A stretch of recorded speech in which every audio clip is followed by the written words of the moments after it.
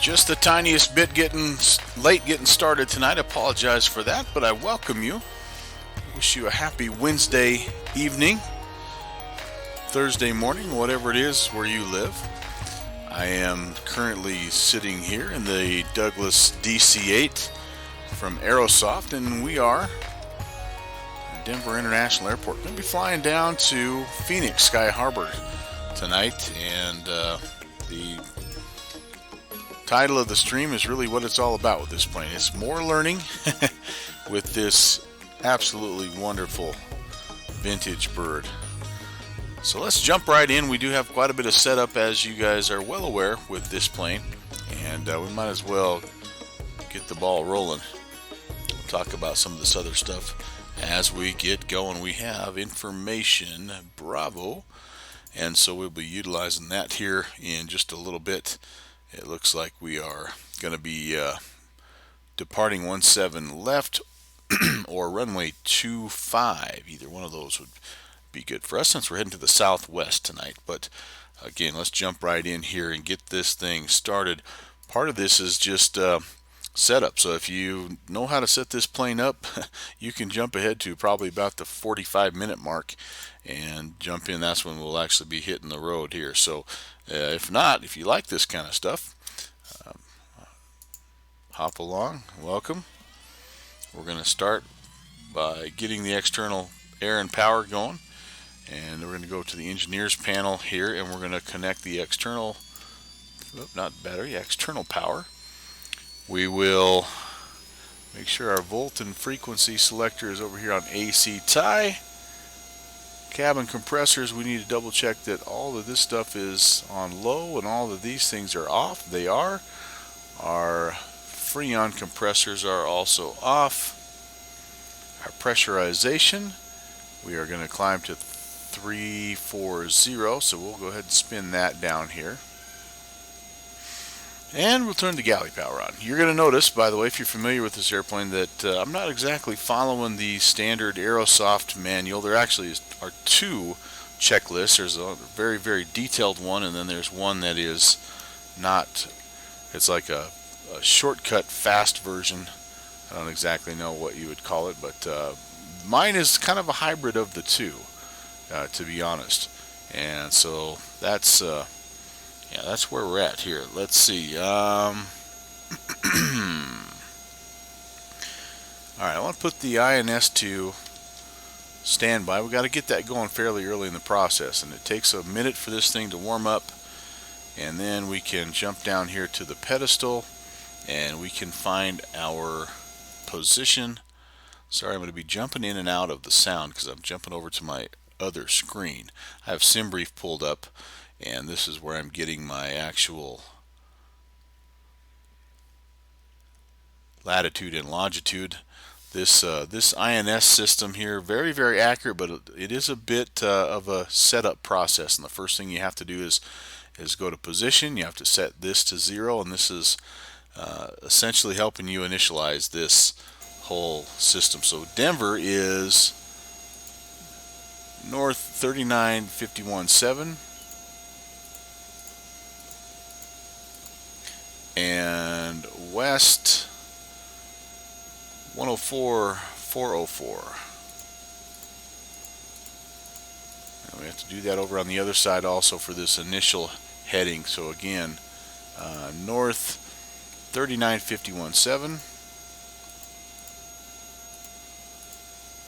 and west 104,404. And good evening to you, Mr. Downwind Sim. A pleasant Wednesday evening, my good man.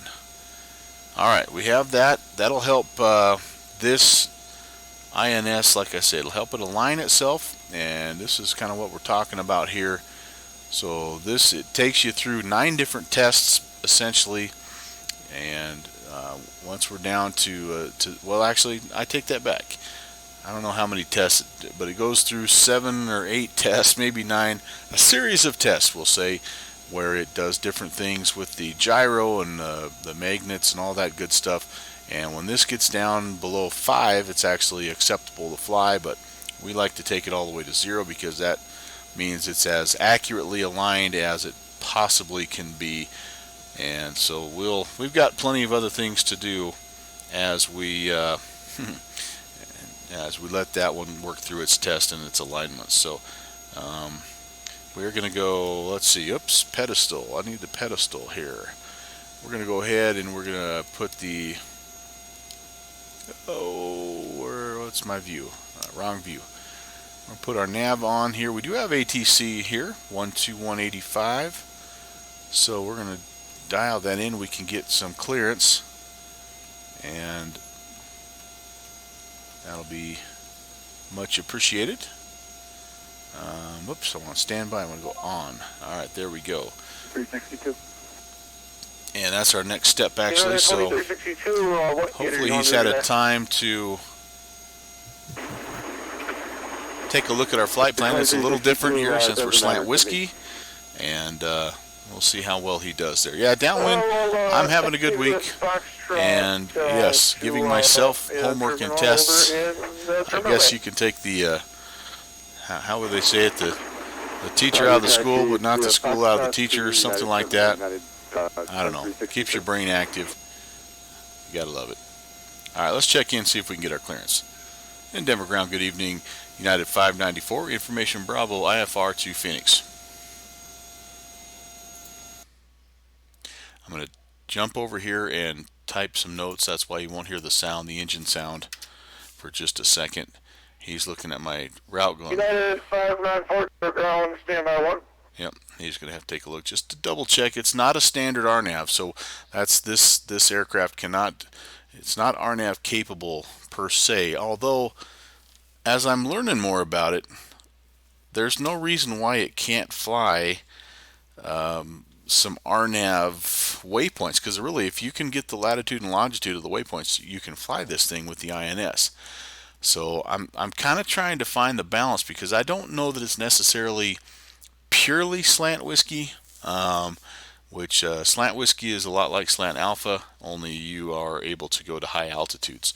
But yeah, so I don't know. It's been interesting, but I'm getting a little bit better with it. You know, still I'm less than probably 20 flights total with this plane. So, you know, 40 or 50 hours or so is all. But yeah, getting there, get a little bit better as we go.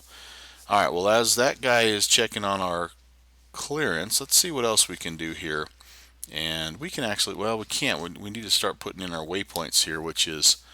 I don't want to start putting in waypoints if I don't have clearance. So let me at least show you where we're going.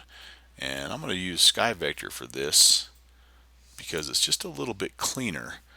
So we are up here in Denver, and we're going to be hopefully getting cleared via the Denver 1 departure, which is essentially radar vectors to Blue Mesa. And then from Blue Mesa, we're going to be down here to Farmington, I think, RSK, and then over to Winslow, Arizona, and then down on the Bunter 3 into Phoenix Sky Harbor, which as it stands right now is landing to the west. So we will sort of be thinking about that as we get a little bit closer. Pretty short flight today. It's 2 hours, and whoops, I have a sneeze coming, sorry.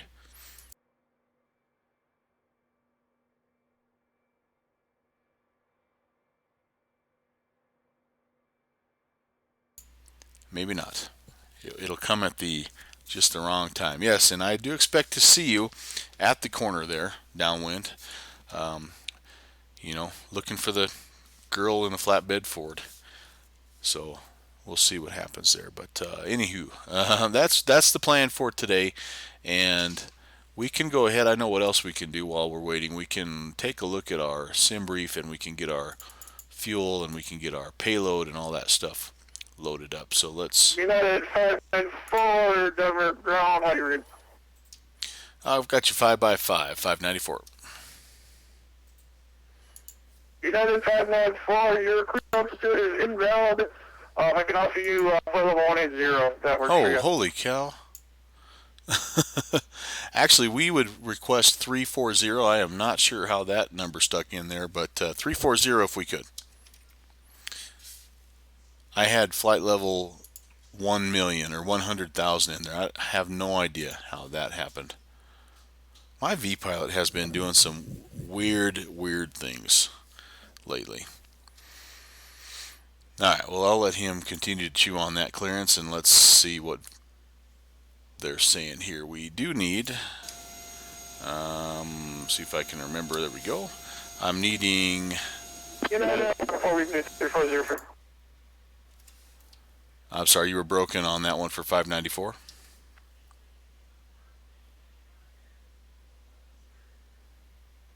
I was trying to think. United 594, 340 for you there. 340 would be fantastic. United 594. We ain't getting too far right now. United 594 also have your IFR clearance to Phoenix when you're ready. And we are ready, 594. United 594 cleared to the Phoenix Airport via radar vector Blue Mesa by filed. Maintain 10,000, expect flight level 340, 10 minutes after departure. Departure frequency 120.35, squad 0602. Clear to Phoenix Sky Harbor, radar vectors Blue Mesa then is filed. We'll maintain 10,000, expect 340, 10 minutes after. Departure 120.35, squawk 0602, United 594. Sweet. United 594, that is correct. Pushback, your special contact being ready to taxi. I expect runway 25 for your departure. We'll give you a call for taxi. We'll expect runway 25, 594. See you. All right, that's good. Okay, well, as long as we have this pulled up, though, let's go ahead and put in what we were thinking for our fuel, 40,000 pounds, and so we're pretty light today.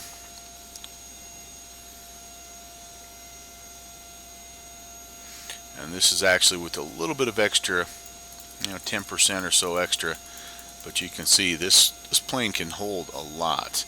And then our passengers, we're maxed out, and cargo, we are also maxed out. Passenger cargo, essentially.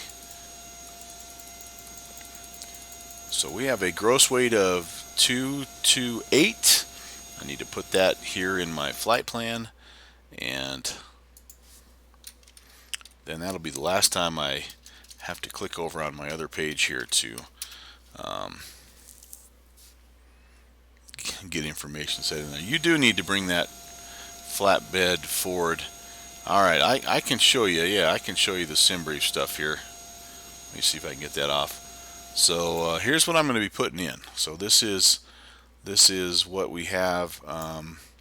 So the block fuel there, I have to do a conversion from kilograms to pounds. So I round that up to 18,000 kilograms, which is just a little short of 40,000 pounds. It gives us all. I've modified. I have a hard time getting up past 340. I found with this plane, and so I'm going 340 as my max here instead of 380, which is a little bit different. I know it's the fuel doesn't work out exactly the same, but it's pretty doggone close. And then onward and downward, the rest of the information that we need here is found down in this portion. So we come down here and we take a look again. There's confirmation of the fuel, and then a little bit further down we have, whoops, I went too far.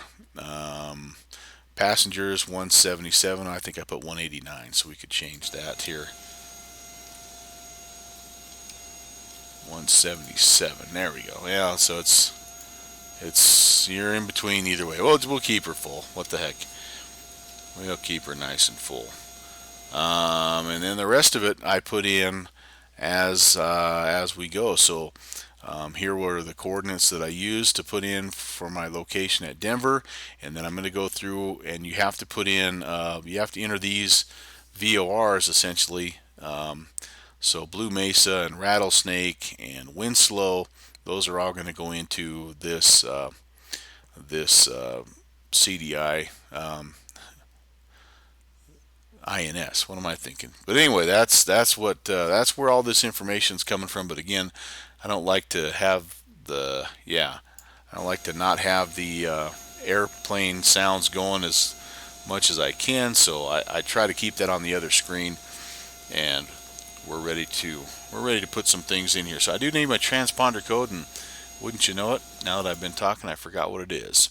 It is 0602, and we'll put that in here. 0602. Yeah, it's a good program, Downwind, and it's totally free, and it does a good job actually of figuring out your flight routes, and it'll tie to your, if you subscribe to Navigraph and you have the recent AirAct cycles, it ties right to that, and so everything is pretty well up to date, and the flight routes match up pretty well actually with SkyVector. Sometimes there's a difference, but generally speaking, it gives you very, very valid flight routes, and so I like it. Now I input my own flight routes into that just because I'm generally flying something like this where it doesn't really give you slant whiskey or historical routes. Okay, altimeter. We're gonna set that, and sorry, I got to click off my screen again.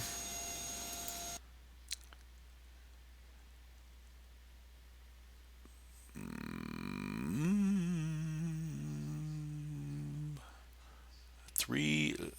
3002.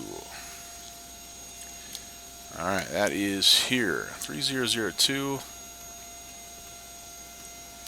And all right, master heater. Oh, actually, first things first. I can start to put in my waypoints now. So let's do that. So I'm going to spin this over to waypoint. I'm going to spin this guy over to waypoint. I'm going to put this on the first waypoint. So 0 is always your departure airport. First waypoint for us is Blue Mesa. So I'm going to click on the remote. That way it enters both at the same time. It won't do that for your initial position, but it will do that for the waypoints that you enter. So we are north. This is Blue Mesa 38271. Enter that, goes into both, cool. And then we are west 107024.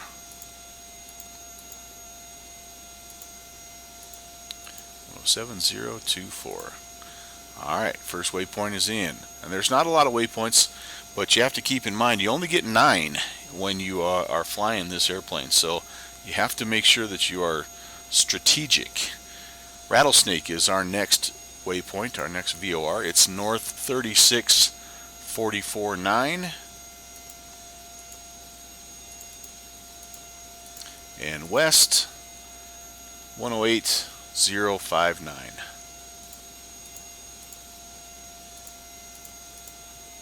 That's in both sides. Awesome. Third one.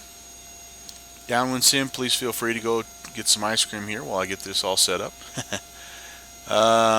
Winslow, north 35037. And west 110477.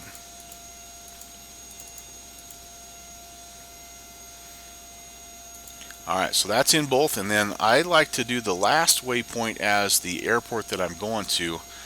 However, sometimes it's nice if you, so let's take a look here at SkyVector, and let me show. Sometimes it's nice if you know you're coming in on an arrival that has maybe another waypoint in there, if you can put that in there just to be sure. So let's check out the Bunter 3. We're coming in from Winslow. And nope, these are just intersection, intersection, intersection. Now I could put those in. You see, I actually have those waypoints. If I wanted to, I could put Eagle in there, and then I could put Bunter in there if I wanted to, and that would allow me to have the INS fly all the way down to as far as I wanted to.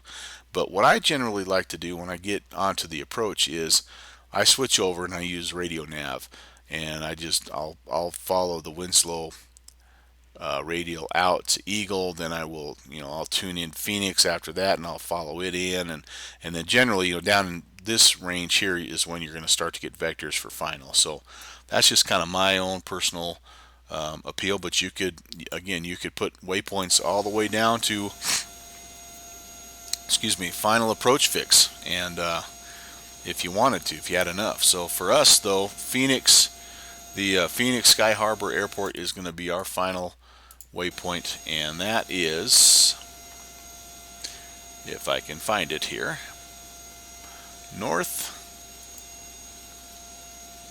33261. Wow, I'm all of a sudden really sniffly. And then west 112007. 007. Alright, so all that is in. We are good to go. We'll spin that back to waypoint 1. By the way, I found something kind of strange on my last flight. If you don't start cold and dark in this plane, it will sometimes put you on manual down here, which means instead of the computer jumping you from waypoint 1 to waypoint 2 to waypoint 3, you'll actually you have to do it manually, and I don't know how to do it manually. And so when I tried to spin it off and put it back to auto, it wouldn't let me. So I don't know what I did wrong, or if that's a little glitch or what exactly, but that was the weirdest darn thing. So alright, that's in there. Let's take a look here, and we'll spin this back here, and this should start to count down here very soon. Oh, it will if I click this over to align. Yeah. Alright, now it'll start to count down. So hopefully that didn't just really screw everything up, because you're supposed to put this into a line after you put your position coordinates in first. I don't think it will, because we haven't moved an inch. That's the other thing. You're not allowed to move. You're not allowed to push back or anything, because it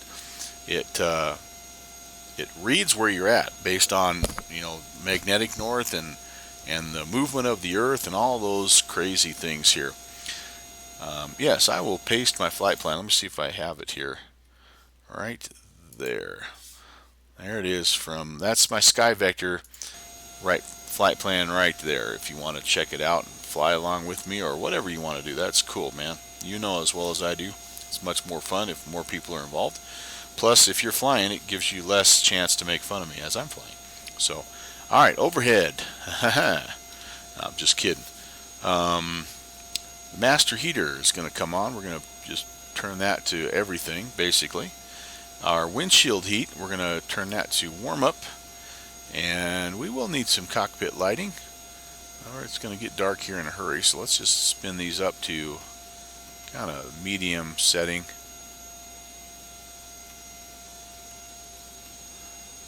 Alright, that looks good.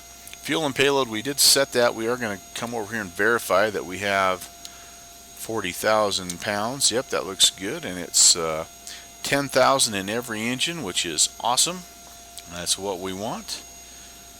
Our emergency lights, again on the overhead, we need to make sure that they are armed, and they are. Radio INS, we want to set this to a radio to begin with, because we're going to be doing some vectoring, and we're going to probably put in Blue Mesa. Yeah, it wouldn't make it fun. You're right, Downwind. And actually, what you don't know is part of what I count on these flights is having a good laugh with somebody, because it's really good for the soul, good medicine. So, alright, engine ice, let's just take a look. I don't think we need engine ice. Our weather is good here. If we need it, all that stuff is over here though, and we can turn it on, these three right here, with no problem. We're going to leave them off just for now though. We have the pitot heat on, and that's really the most important thing at this point in time. Alright, no smoking, nav lights, anti-collision, those are all going to come on. When you need to arm the anti-skid and set the parking brake, which is right over here. Contact me, running taxi, pushback, your expression, expect runway 17 Let's double check, left. make sure our fuel is off. Yep, all four are off, and make sure our flaps are up here at 0, which they are. And now the fun part here, we're going to calculate the takeoff data. Let me show you here. This comes with Aerosoft. This is documentation. So you use your things like center of gravity and weight and outside air temperature to figure out all this stuff. So like maximum power, this is basically your toga, your takeoff go-around power. So right now we are 4,000 feet or above. I'm looking over here and I'm seeing a temperature of like 30 degrees. So I'm going to say, yeah, about 32. So we would be down here at 196. So let me move this out of the way. 196. I need to put that in here, 196. And that gets spun up right here, basically. It's just a little bit of a reminder of how much power you can use on takeoff, again, based on weight and based on altitude and based on temperature. So that'll be our toga.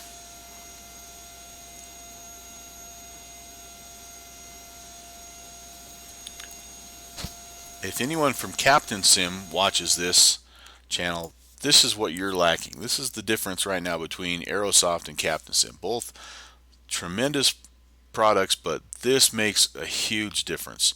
Alright, so then our continuous thrust. After takeoff, we can do continuous climb thrust. And again, we will be, it sort of depends on where you're at. So we're going to say, you know, we're here 5,000 is where we're going to start all the way up. And our temperature, you know, again, we're starting right about 30 degrees. So we're just in this 1.58 range. As we get a little higher, you can see the temperatures go down. And you can maybe do a little bit more if you want. But 158 is going to be the next. That's our climb power, and we'll adjust that after we get up to 10,000 feet. And then our cruise will keep coming down. So we figure out, cruise will come in just a minute. Takeoff speed, so again, our altitude, we're like at 4,500, and our temperature right now is between 29 and 41, so we'll be in this column. And we're coming down again. Our weight was, I wrote that down, 228. So 230 or 220, I guess, is a little closer. So these three correspond to our takeoff speeds. V1 is 113. V2 is 129. VR is 129, and V2 is 140. And then we have a 0 flap speed, which we'll get to now. And by the way, that's flaps. Oh, that's flaps 15. Or flaps, yeah, flaps 15 is what we're taking off at.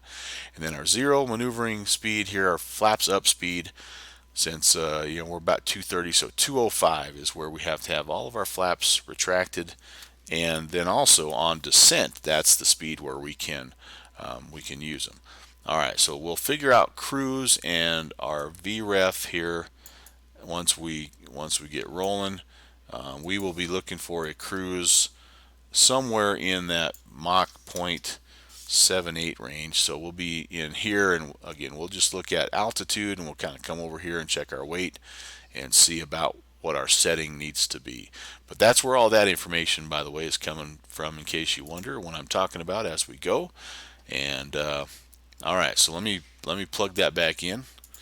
So all these V speeds get set right here. So I grab the little guy and you spin him around. Maybe. Oh, darn it. I got a little bit of a lag here that's just killing me. V1 we said is 113. And not the easiest guy in the world to move. Close enough right there. VR 129, so grab this guy, spin him over ish. Yeah, it's a little high, but we know where we're at. V2 is 140.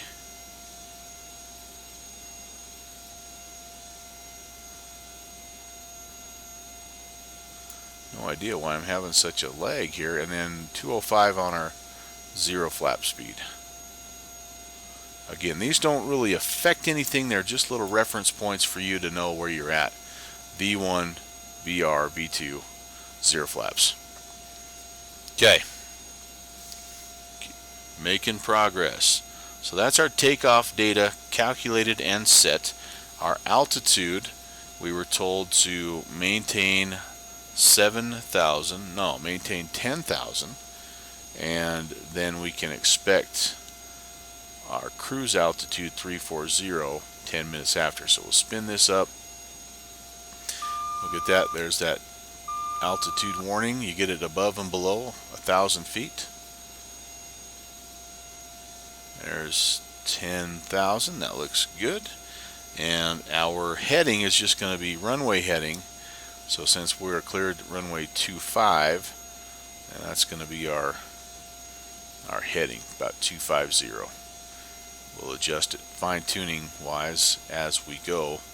We are going to tune in, by the way, the Blue Mesa VOR also, because we're still, as you can see, we're counting down slightly, but this has to be all the way down to 0. And that's where, when we put in our waypoints, that's where that, usually that's aligning, and we're going to have to wait a little bit on that, unfortunately.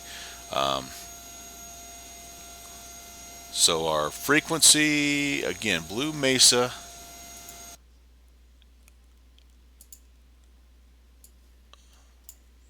Blue Mesa. 114.90. All right, 114.90. Blue Mesa. That goes right down here, 114.90, and that won't probably do anything right now. Underground UPS 20. Oh yeah, that's become active, and so that's cool. So we'll adjust our track as we fly, as we depart. I don't know exactly what we're going to need here, but we're UPS 2856. Somewhere in that probably 210 range. UPS 2856, 138 miles away from that. So okay, we're looking pretty good here, guys. I'll be honest with you, we're ahead of the game. When I first started doing this, it was every bit of all I could do to get all that stuff done before this was aligned and we were ready to go. Now, I'm actually getting to the point where I feel like I'm getting things in a pretty efficient manner, and the little screw up I did where I didn't put this guy to align as early as I should have, now it's costing me, and it's probably going to be 10 minutes of me kind of telling one-liners or something until this thing gets started, but that's okay as well. Just looking ahead here at the remainder of my checkoff list here. I basically have engine start to go, and I don't want to start the engines just yet because I don't want to move. If I move, it throws everything off and I have to restart that whole INS alignment process again, so we don't want to do that. But we can check on a couple things. Actually, let's do this.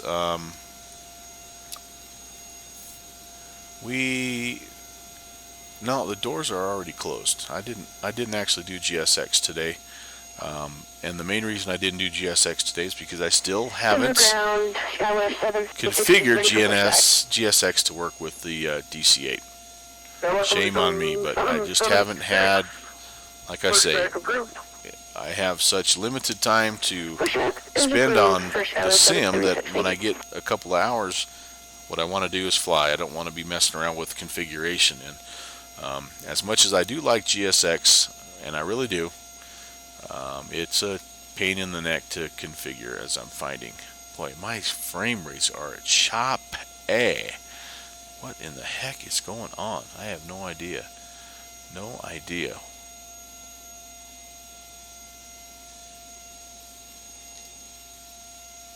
There's a serious delay in everything I do here. Okay, what else can I show you? I guess we're gonna have to do a few things. So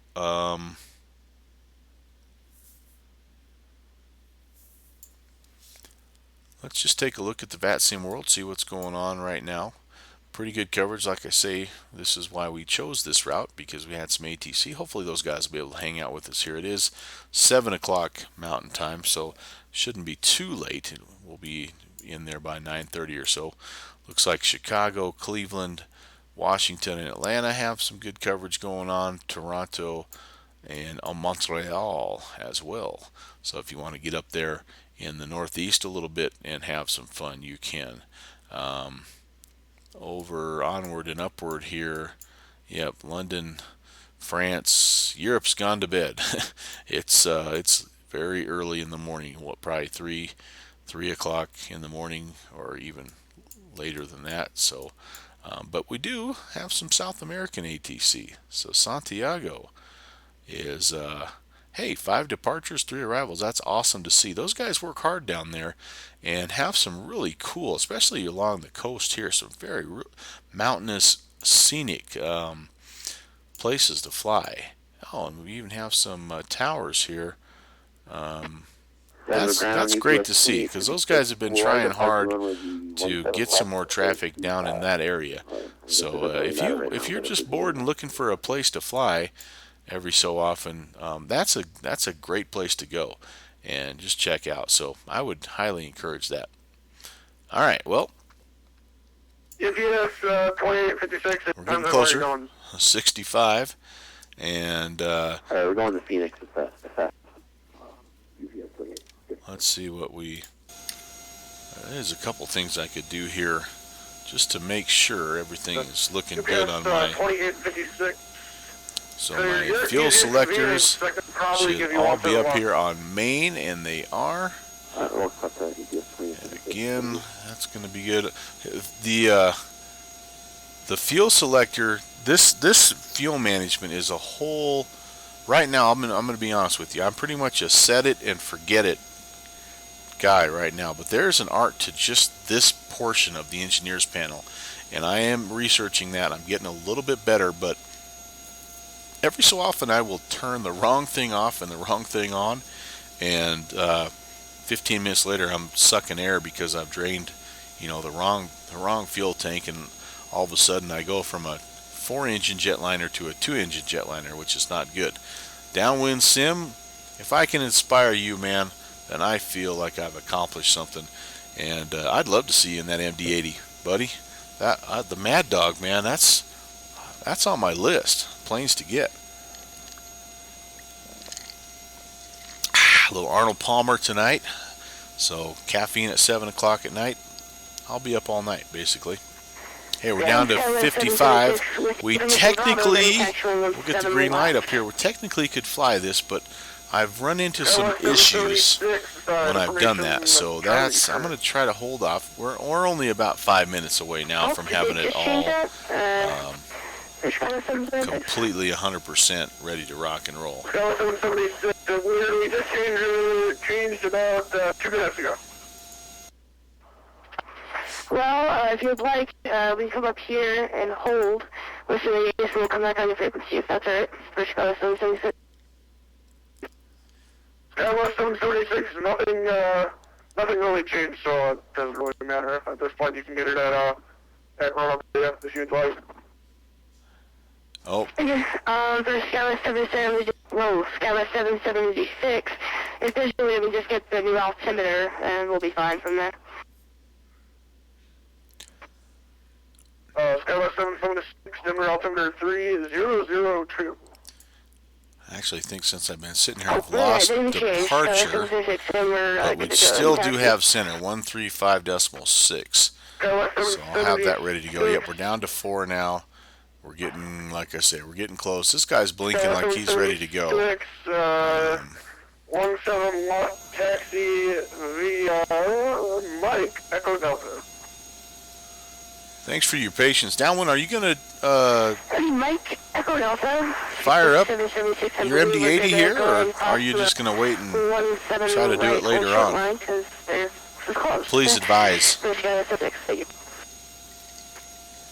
Skywest 776, you don't need to cross 170, right? You can just go up to Echo Delta, which is up just about 2 intersections above you. Yeah, we know that. For Skywest 776, I was just saying that there's the 178 approach line, so there's no approaches for 178 because it's closed. For Skywest 776. Something else I was going to ask you guys about while I have a minute. We're getting close. We're at 3 now. Have you checked out? Oh man! All of a sudden my sound got unmuted. If you use Vatastic, have you checked out the version 2 that they have as a preview release? Watch this, man. This is kind of, I don't know if I like this or not, but check this out. There are some things that are really, really cool. Alright, so check this out. It's more like a world view.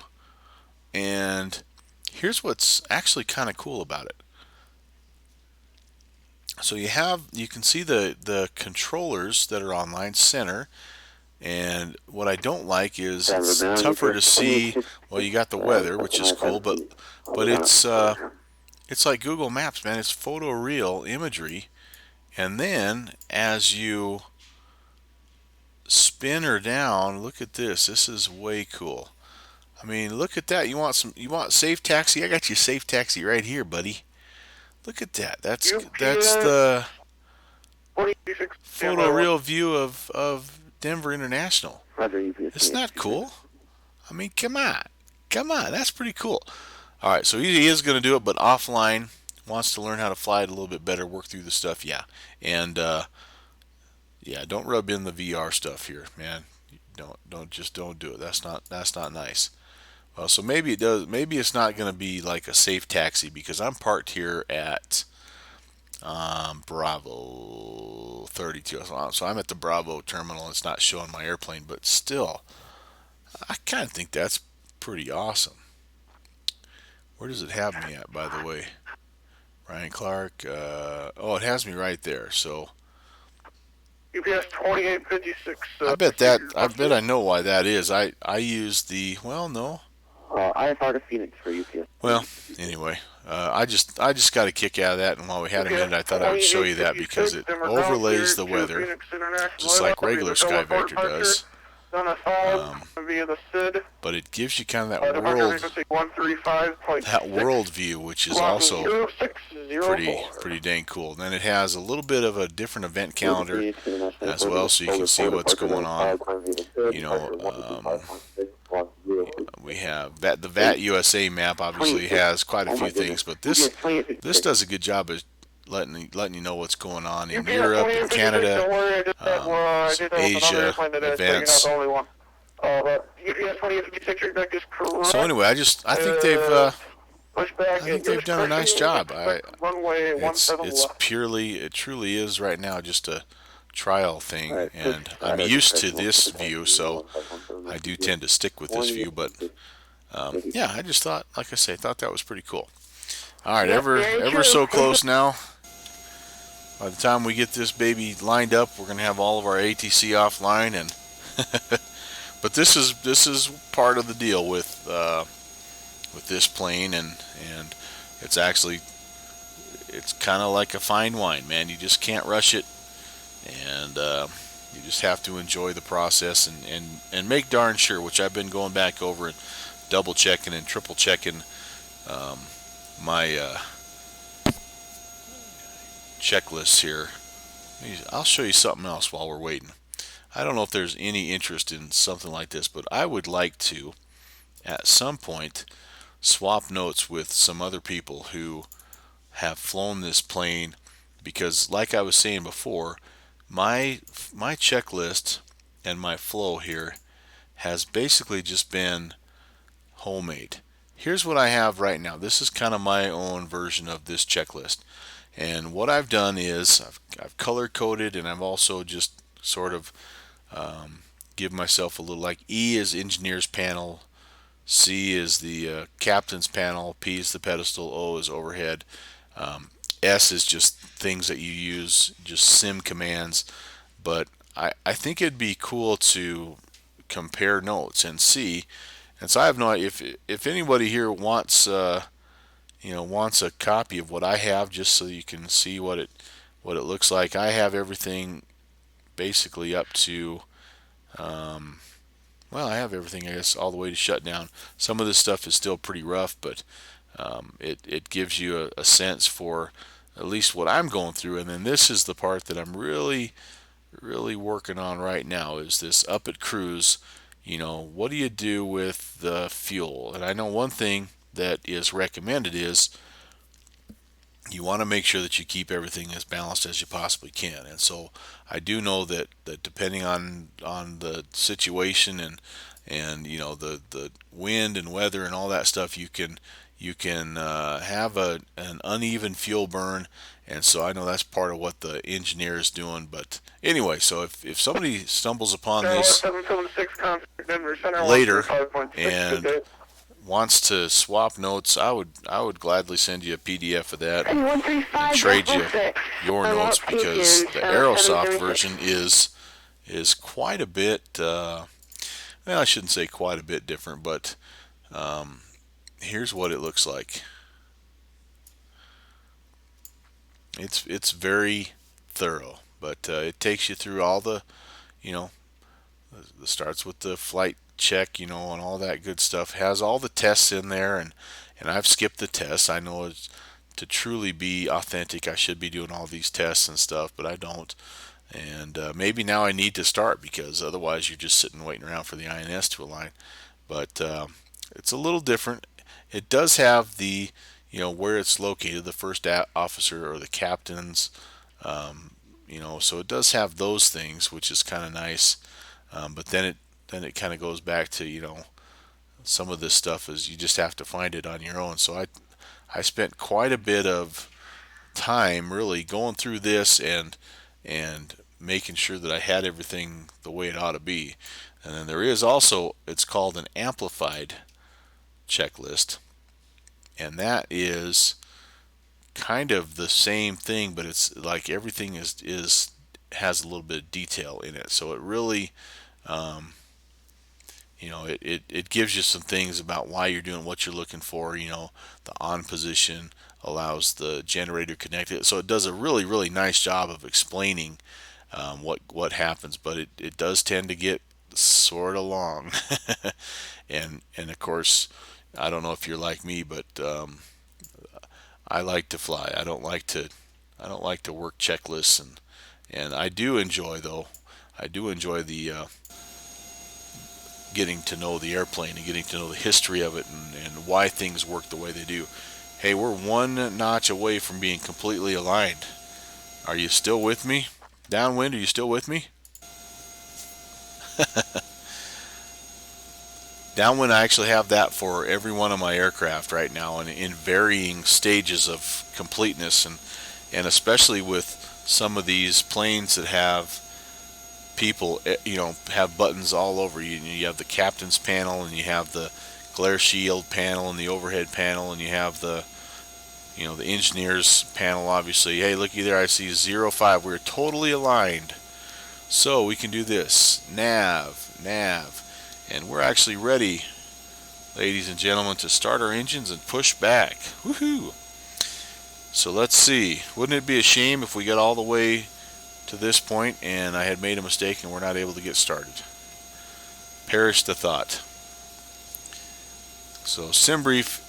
Yep, so that's an RNAV route, and that's exactly one of the ones that it gave me when I entered the same exact thing. And so what you want to do to get the rest of that information is you want to generate an OPF.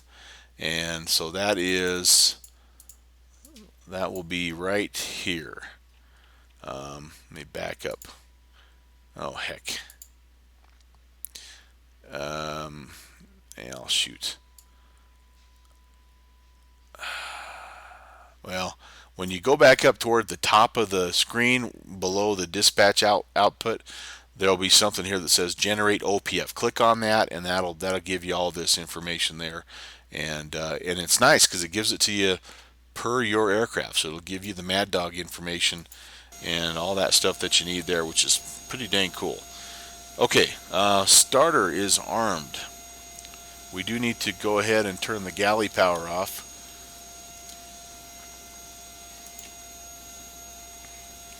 We are going to, I'm going to do a little different view here so that you don't get vertigo. We need to start, it's 3, 4, 2, 1. So we do the Number 3 boost is on. We do the number 3 starter on. We can hear it. We come back over here, we watch the RPMs. It's kind of hard to see, but this guy right here has to spin up to, right there, has to spin up to 17%, and it's almost to 20. At that point in time, we introduce the fuel on number 3, and oh my goodness, I am choppy frame rates. But if everything goes as planned, yep, that oil pressure light goes off, and this spins up, which it is, and we can hear it. I don't know how well you can hear it in the sim, but I can hear it in my headphones. That engine number 3 is spinning up nicely. All right, so that's the procedure. Let's repeat it here. We're going to go main boost on number 4. Starter number 4 is on. We're going to watch over here. There's the RPM spinning up. It's about 15, 16, 17. Yeah, plenty. And then flaps on, or fuel on, sorry. And this guy starts to come alive. Good deal. Alright, all that work is not for nothing, which is awesome. Believe me, I have went through that entire process only to get to this point and not be able to start the aircraft. That's a very bad day when that happens. Alright, here comes 2. Full boost on. Starter engaged. Copied everything but the RPMs. Onward and upward. 15, there's 16, 17-ish, 18-ish, I think we're good. Fuel on, and that engine is alive as well. There is a way, by the way, to disconnect the ground power and start the number 1 engine. I don't know how to do it very well, so I just leave the ground power. That's the noisy, well, the air conditioner is the noisy thing, but that's that noise you're hearing in the back. Alright, all those look good. Last one. Engine 1. Full boost on.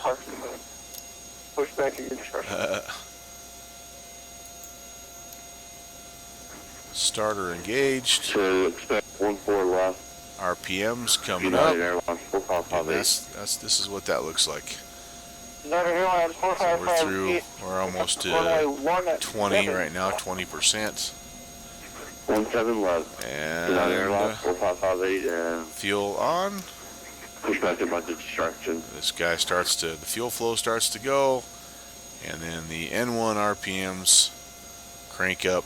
All of our low fuel lights are going away, and life is good because we get to do this. We have to shift this to battery power, and we get to do a shift. What is that? Shift 5. And we get to turn off the outside electrical and air. That's much easier on the ears. Okay, a little bit of work still to do before we can go. We need to put the gen parallels on. That ties all these guys together. Come on, baby. There they come. There they come. Galley power we can turn back on. The cabin compression, those guys have been sitting without air conditioning for a while here. Oops. That goes to low. And if I can get that click spot. Cabin compressors come on. And the Freon, so the air conditioner can work. Those all come on. And then the fuel tanks we're going to leave alone. Alright, holy guacamole. That's 58 minutes into the stream. We're finally ready to push back. Okay, runway 25. We need to push back nose to the left, tail, right. I have to do the pushback of shame, the old Shift P method. And don't judge me. I don't have GSX connected just yet. I do promise I will do that at some point in time here. I'm going to check my controls as I'm pulling out. Oh, holy cow, I've got the delay of delays right now. This could be interesting on the takeoff. I have at least a 1 second delay in everything I do here. That's bad. Maybe not 1 second, but all right, we're going to put these on taxi. We're going to turn our lights all the way up. It's getting dark out. It's almost like I sat on the ground for 58 minutes and didn't do anything. Which one of these? This one turns on. All right, there we go. I think that's all. Oh, white flood. All right. Okay, we are out and about, just about to where we need to be. Runway 25 is kind of over there to the left. Thankfully, ground is still with us. He's probably wondering what took us so long as well. We can go ahead and we can set the flaps. It's a flaps 15 takeoff today, so 2 notches of flaps basically. And we have our altitude, we have our heading set. We need to go ahead and change our transponder. We're not quite out all the way just yet. Our transponder can go to on. We'll mode Charlie on our V-Pilot.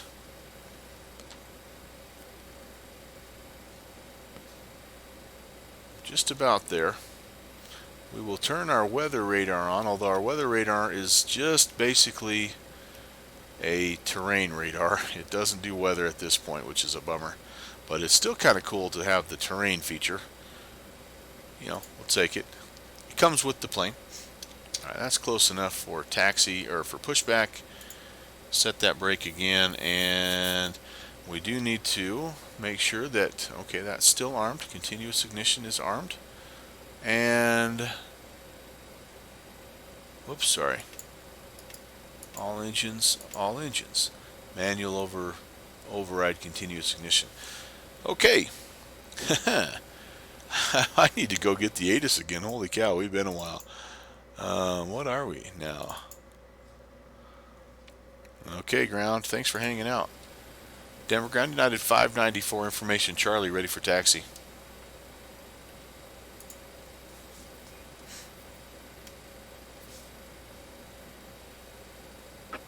United, flight for 251 taxi via Gulf. 25 via Gulf, United 594. All right. Should we go fly? You guys ready?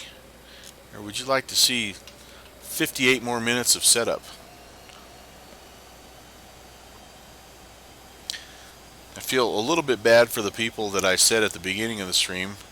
Fast forward to about minute 40 because they still have 20 minutes of watching me kill time. Usually, truly, it does. It takes me almost exactly 40 minutes to get this plane from cold and dark to where we are right now. But, yeah.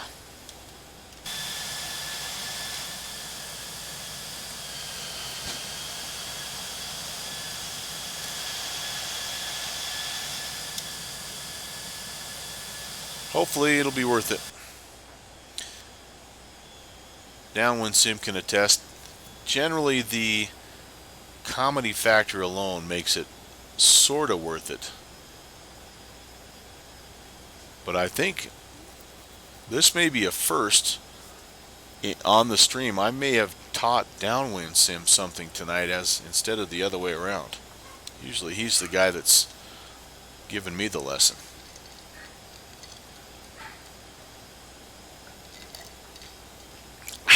Just about out of Arnie Palmy.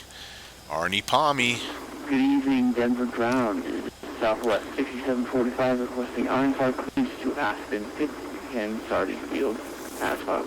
Okay, so we're looking for Gulf. My family and I are looking for Gulf. Southwest 6749, Denver ground. I didn't count the last of your transmission. Frames have sped up, which that's a plus. Just southwest Here's Gulf. 6745 requesting IFR clearance. Yeah, frames are smooth as can be right now, so thank you, Lord, for small miracles. Southwest 6745, cleared to Aspen, we available for departure, and your south. Time either said. I am moving.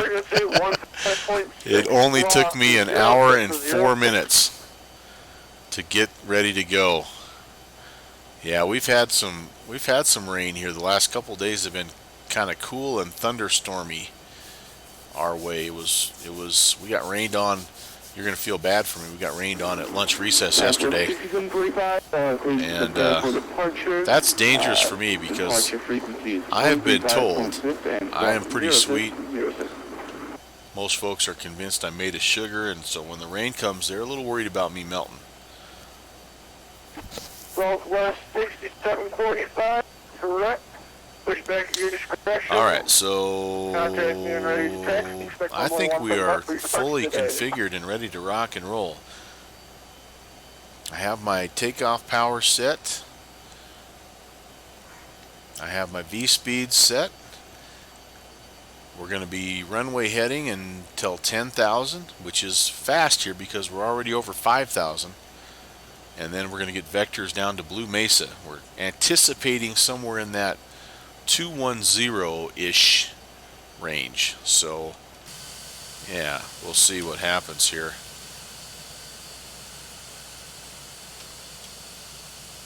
Thank you, Flight Beam, for doing such a nice job on the Denver scenery. Oh, I've got some big news, by the way, Downwind Sim. Denver Center 135.6, have a safe flight. Over to center 135.6, United 594. Have a good night, man. Thanks for hanging out. United 594, anytime for you, sir.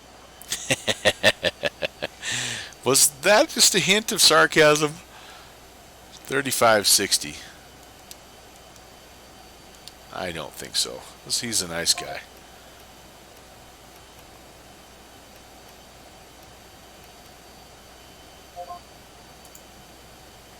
Expect the Roaring Fork visual runway 15. But I've got some big news for you, Downwind Sim. And you chopped out for On the sim front, buddy. Sierra 776, expect the Roaring Fork visual runway 15. You'll never guess, by the way. Never guess. Rolling for visual rolling 15, Sierra 776. Denver Center, United 594. We're rolling up runway 25 here at Denver, and we're ready for departure.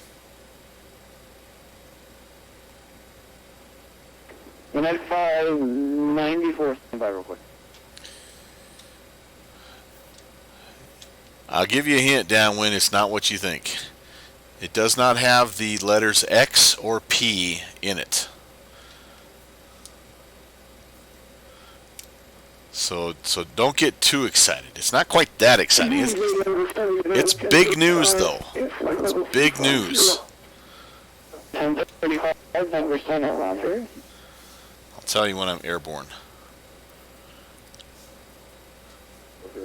United 594, let's do this. On the departure flight heading of let's do 190, runway 25, clear for takeoff. Clear for takeoff, runway 25. We'll fly heading 190, United 594. All right, so let's do that. Spin that over here. And all right, we're set. United 1342. This needs to go to takeoff now, and we can do might as well put the retracts out there too. Man, sorry about that.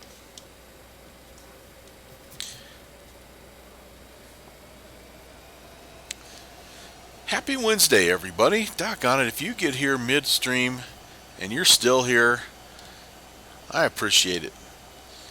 This is a channel that's really, really hard to define.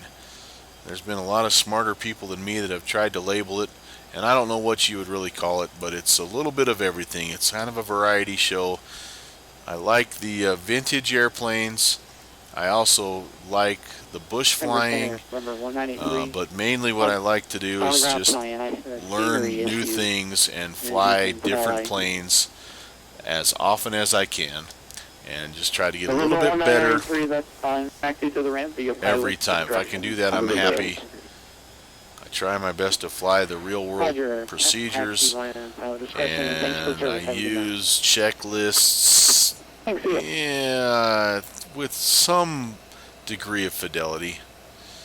But I have a bunch of smart people that happen to hop in on the stream from time to time, and they've really done a good job. Downwind Sim is definitely one of them that knows a lot more about this than me, and he has helped me out.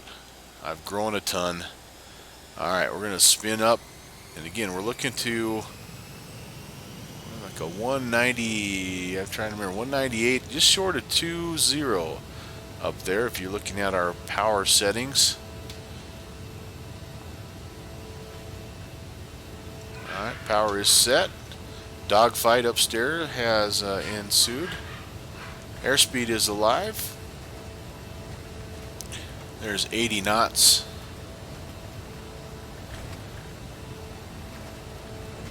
100 knots. I love how it sounds like this thing's going to shake apart. There's 120. I had V1 already, by the way. There's rotate. And that big heavy nose coming up.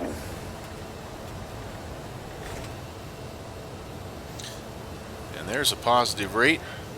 Gear will come up.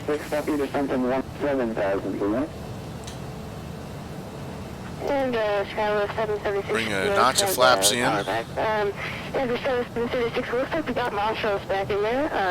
We would like to go back to Red Alright, we're going to start that turn. We're going to keep an eyeball on our airspeed. We're trying not to overspeed here. There's our 0 flap speed, though, at 205, so we're going to go ahead and pull the flaps all the way up. Skylar 776. Climbing out about between 3,000 and 4,000. Keeps our airspeed between 200 and 250.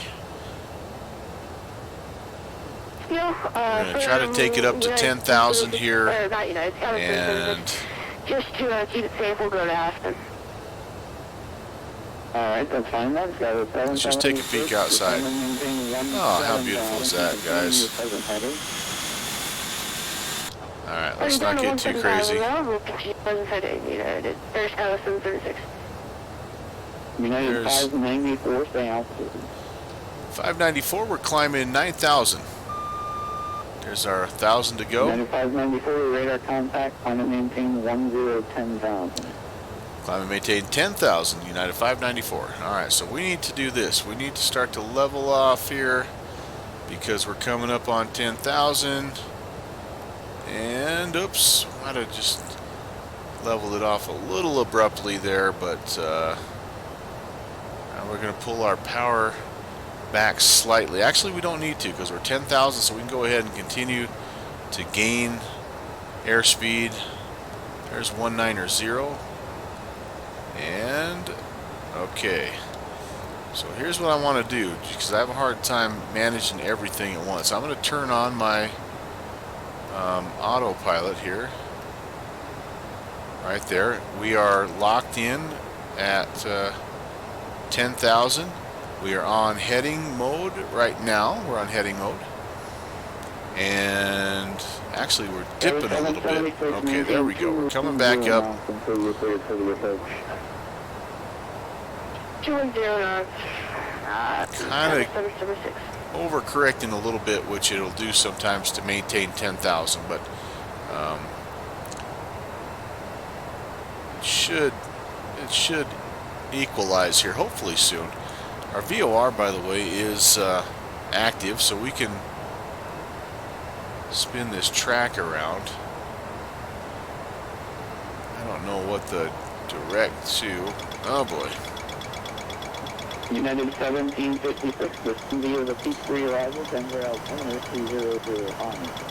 That sound you hear is what happens about every other flight when I fly on this. That's the overspeed.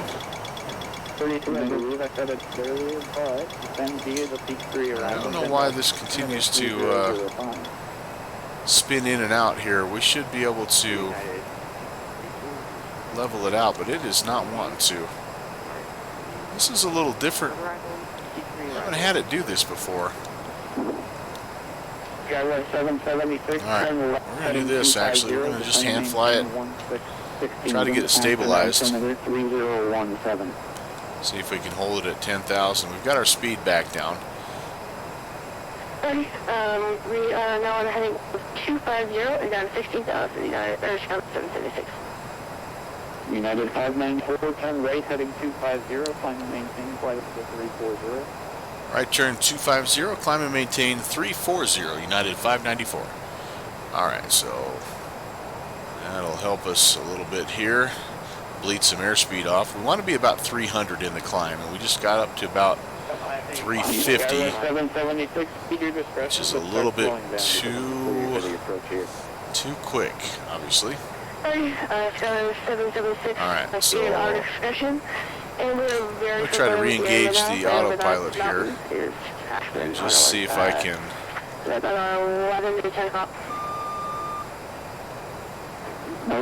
kind of get my speed under control. Alright, heading is engaged. This is our vertical speed control knob, and that's our climb rate. Again, I'd like to get it up there, you know, between 2,000 and 3,000 if I could, but I also want to maintain my 300.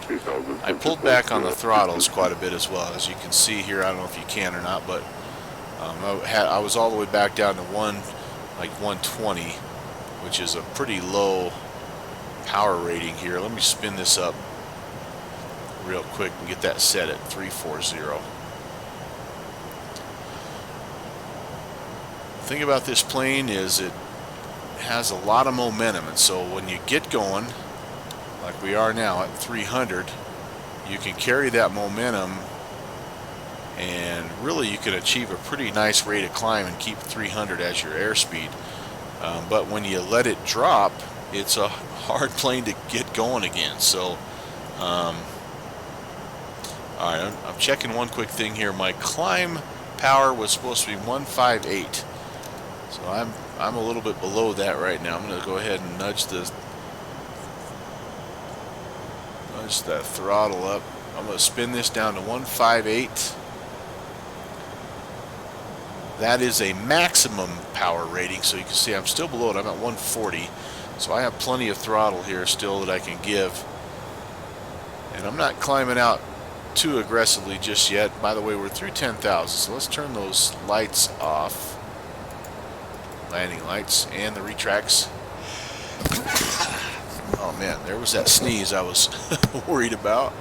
Whew. Make sure I have those turned off and not. Yeah. Alright, we're good there. And we can turn the engine continuous ignition and engine override off. Okay, much better, much better.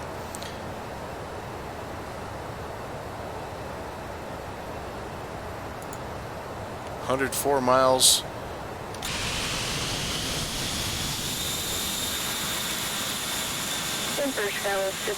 See you later, Denver. A little bit of bumpity bumps, as you might expect, as we head over the mountains. And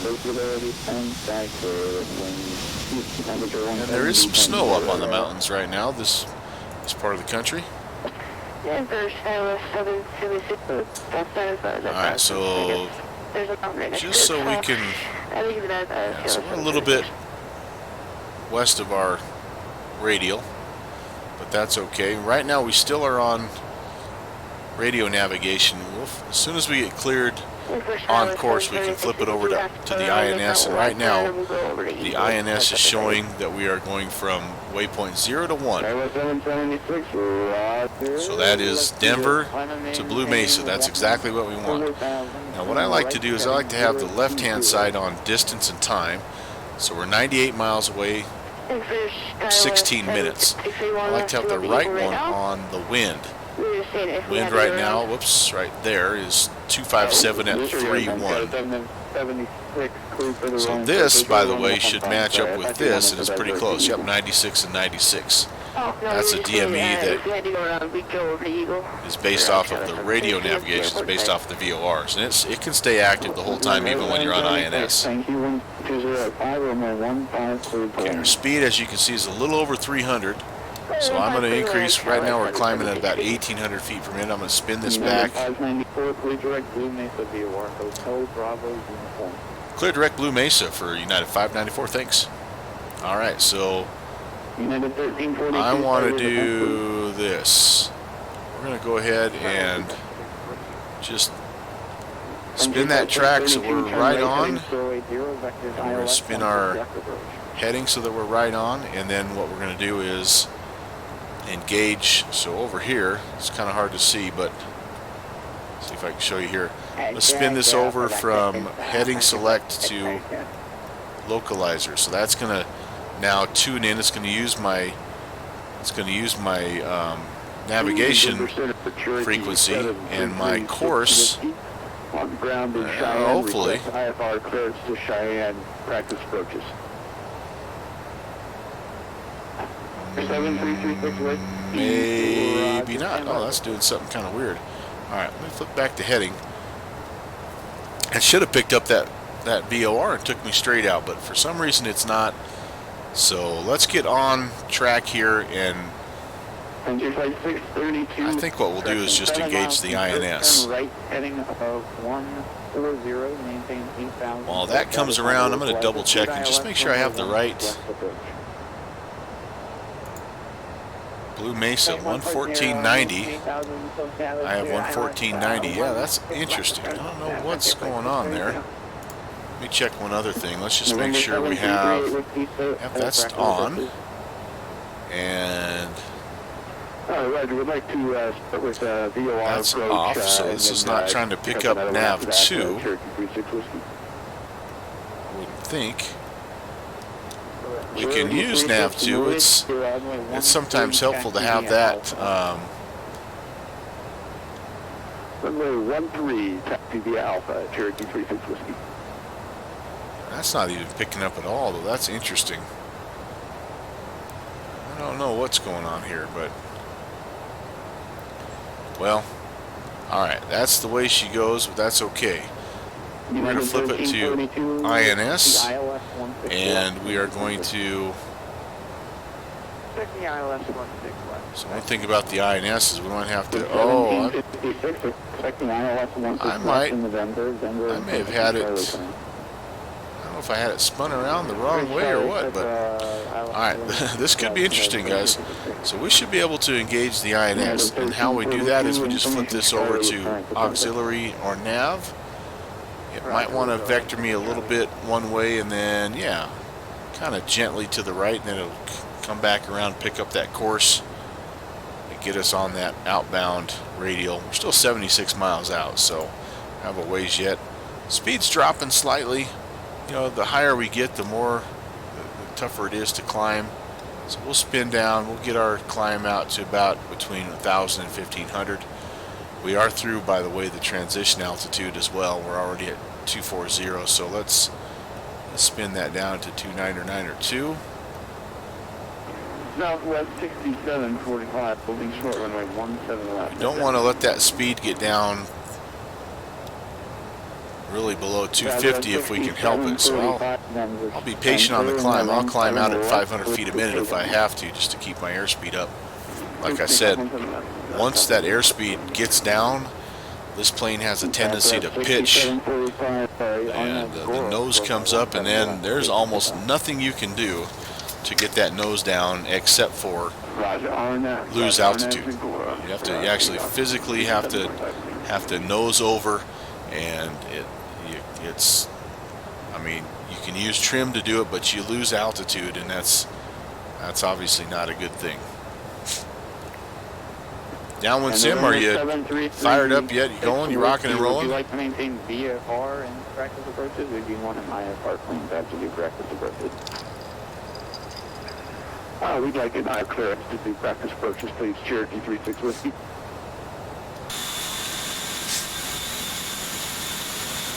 Cherokee 36 Whiskey for Rapid tonight.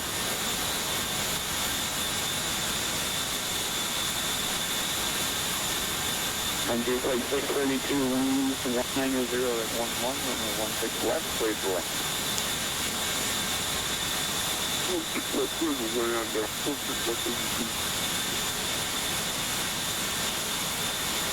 KLS 776, I believe I said it already, but if not, wind 220 at 5, runway 15, clear for left. Pushed and started. Awesome.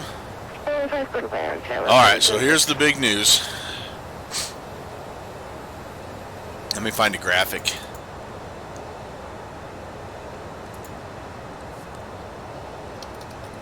Glad you reminded me there. I almost forgot.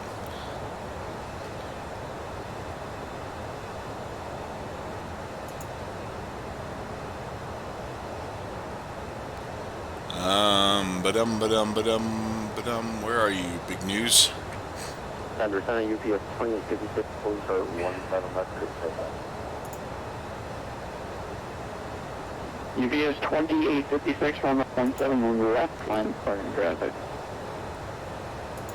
Looking. Almost have it. Almost have it. Alright. So, before you give me a hard time about spending my money on something other than X-Plane, I want you to know that this is actually a prize that I won during the Boston Tea Party poker run that happened a couple of months ago. Here's the big news. That was what I won, man. So, yeah. I'm going to try to learn how to fly an Airbus, man. How did I win? I won by, you're probably familiar with what a poker run is, but if you're not, I'll tell you, and I don't mean to insult you if you do know this already, but basically, you fly from airport to airport to airport, and every place you land, you get a card. You randomly draw a card, and then at the end, yeah. Okay, I did. Well, I thought I did too, but apparently I had a good enough hand to win. So, it was, I probably shouldn't say this because more people are gonna, they're gonna want to do these events. But yeah, I just had, I don't even remember what it was. It was a pair of something. And so, yeah, it was, I actually didn't think that I won anything. And about, I don't know, 2 weeks after the event, I got an email that said, hey, you were a winner. So I'm like, awesome. Yeah, so anyway, that's part of why I've been wanting to get in this plane, because it's an Aerosoft product, and it's the first Aerosoft product that I have ever owned, and I like them. They're a good company, man. So I'm excited to see what this is like. As I understand that there are all kinds of different Airbus people out there, Airbus manufacturers, but I tell you what, if the A320 is anything like this plane, it's going to be a very well done, well modeled, fun plane with lots of really good documentation. One more delay in X-plane. Hey, now let me tell you this, all right? Here's what I want you to understand. The first thing I did when I heard I won this prize is I went to Aerosoft and I looked to see what airplanes they had available for X-plane. And because I'm like, hey, that's the perfect way to break into X-plane, right? You get a free aircraft from a very nice manufacturer, and here's what I found, and I don't know if it's good or bad or otherwise, but this is what Aerosoft offers in X-plane. CRJ 200. Number 7336. Yeah, that could be pretty cool. The 777 Worldliner Professional. Cherokee 36 Whiskey, thank you. haven't heard good. Maintain 9 and You haven't really heard great reviews on that. Honestly, I haven't heard much about that. And then the Dash 8, which again could be somewhat cool. But at the end of the day, I went with the known commodity, and this was the plane that did have the good solid reviews. Plus, I had a different plane already from them that worked really well in X-Plane or P3D. So I went with the known commodity. But I already have a list of planes that I'm going to pick up when I do get into X-Plane, and so yeah, it'll happen. All right, there's 310. Speed's hanging in there. 29 miles from Blue Mesa. Southwest 6745, at Blue Mesa. We will be making a turn to the south, a little bit more south. So there's Blue Mesa. We're going to be heading down to Rattlesnake. 6735 expedited to 11000. Yeah, so that'll be approximately a 193, not approximately, a 193 outbound. But since we are on the INS, and we don't have to worry about that, that's going to all be taken care of right here. We will plug it in to the navigation radio too, just in case. Good to have redundancy. Yeah, I guess, man. I mean, now I've been known to bluff a few times with the, with the pair, but that's usually not a great strategy. But I've won some big pots bluffing my way through. I know that probably shocks you as you watch me attempt to fly planes and act like and sound like I know what I'm doing, that I can bluff anyone into anything, but it's happened a few times. 4558 Denver. All right, there's 325. We're almost to cruise altitude. United 4558 Denver. 340 is what we want, so another 1,500 feet. Our speed's hanging tough. I know it's going to get to about 250. I can spin this down. I mean, I'm not in a hurry here, so I can come down here tomorrow like 700-800. Once I level out, the speed comes right back up. So, there's 1,000 to go. So there's 330. Fantastic. Making really good progress here. This is an area that, I mean, that was a halfway decent departure, and I've really struggled with this plane and my departure, so I'm pretty happy with that. Was kind of doing that weird thing at 10,000 with the nose going up and down. I don't know what was going on there, but other than that, it was not half bad. Blue wheel. I don't like the blue wheel. So you can see the weather radar showing, terrain here, and it's kind of cool. You can change the angle, the tilt. It's pretty cool. I'm hoping at some point in time they do plan on putting an actual weather radar in there. I just don't know exactly how they're going to do that.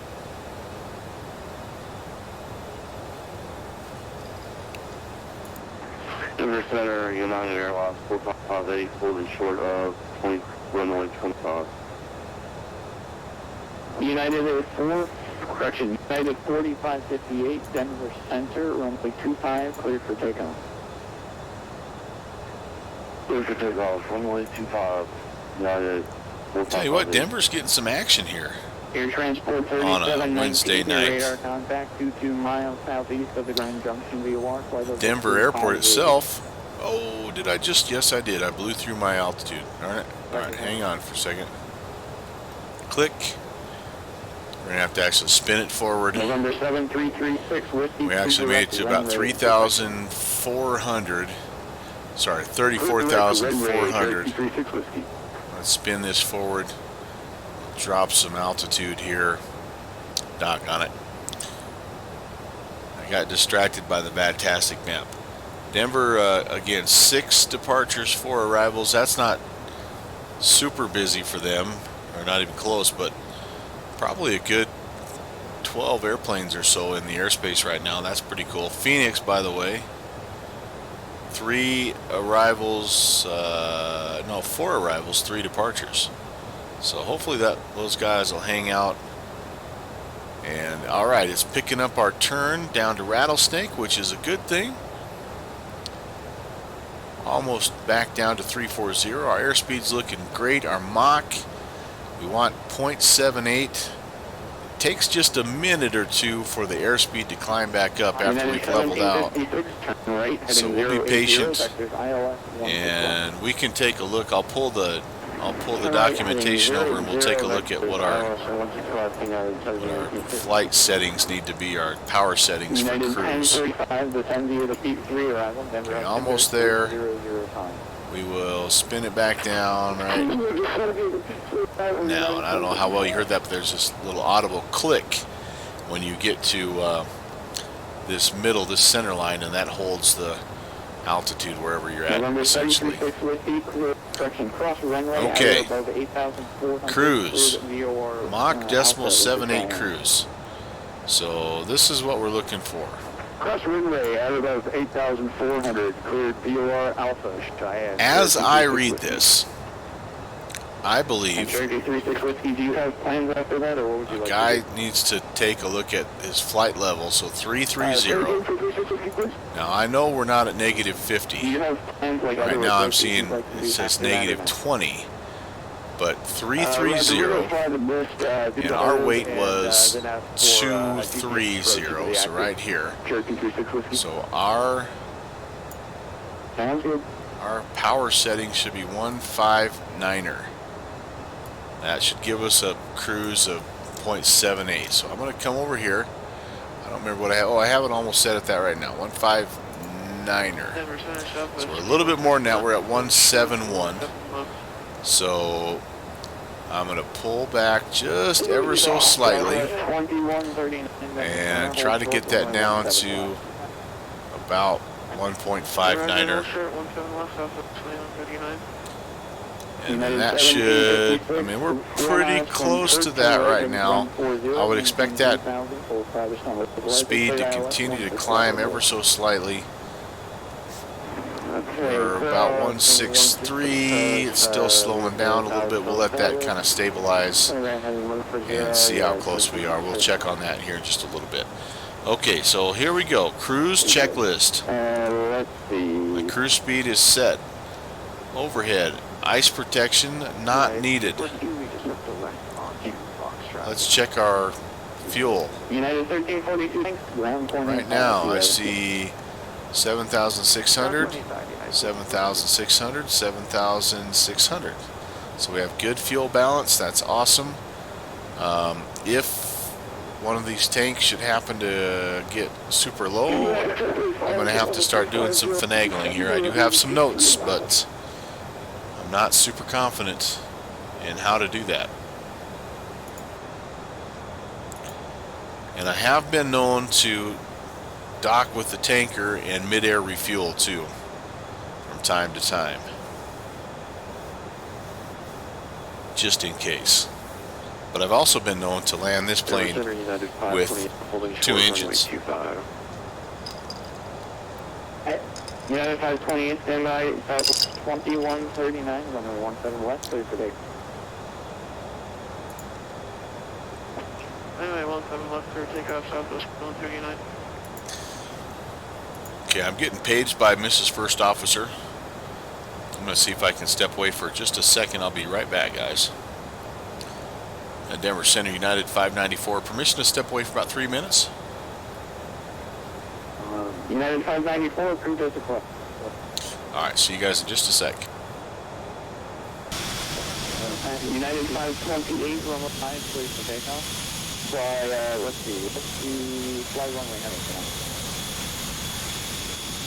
Runway heading for United 528, cleared to takeoff, runway 25, United 528.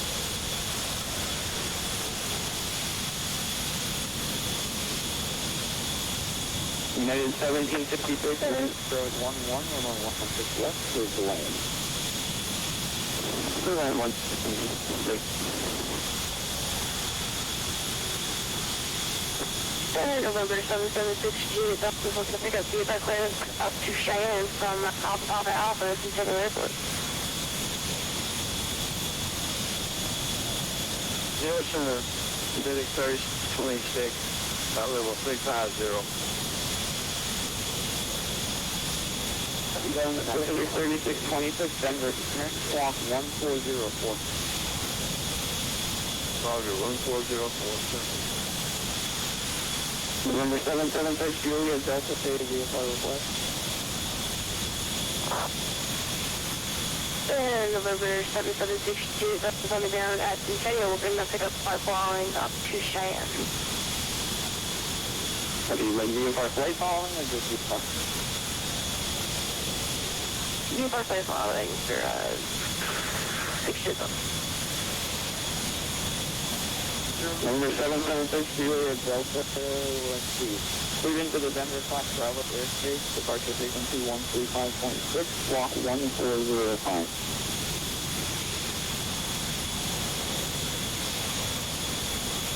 And November 776, that was cleared to the Denver Class Bravo airspace. Departure to you in 1405 box for 6 days up in the rain taxi. November 776, Julia, Delta, read back correct, runway 17 left, after the Alpha.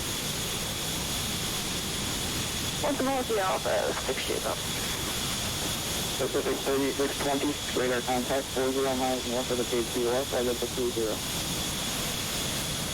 Roger. Southwest 2139 for altitude. Southwest 2139, passing 7,600 feet. Southwest 2139, radar contact, climb and maintain flight level 340.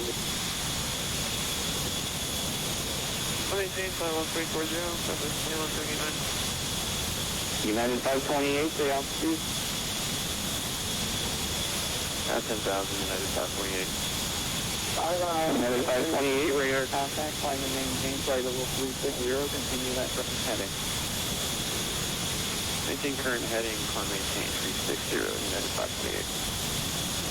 Southwest 6745, sorry about that. Descend and maintain 16,000, turn right, heading 330. Expect the localizer echo to happen.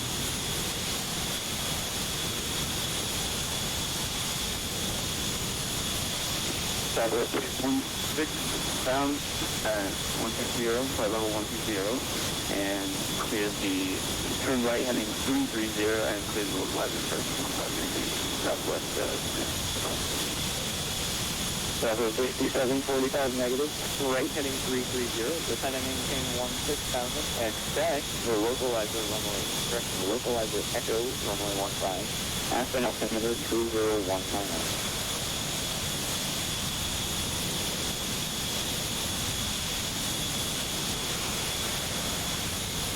Southwest 6745, down to 16,000, clear the localizer E approach to runway 15 and the local B local METAR is 30. United 1756, walking your bench, left 1 Naples, around 0.85, have a great day.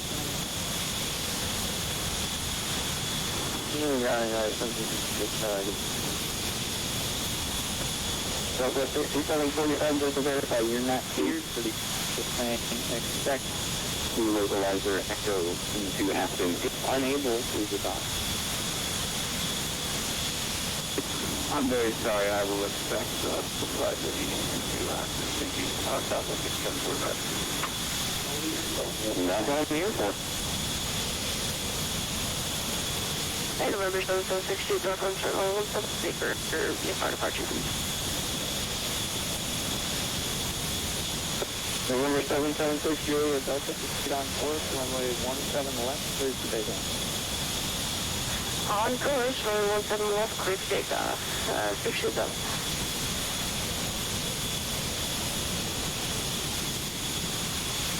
United 528, clear direct the meter view. Correct to Meeker, United 528. United 1035, expect the ILS 16 left into Denver. Denver altimeter is 200, correction, 2006.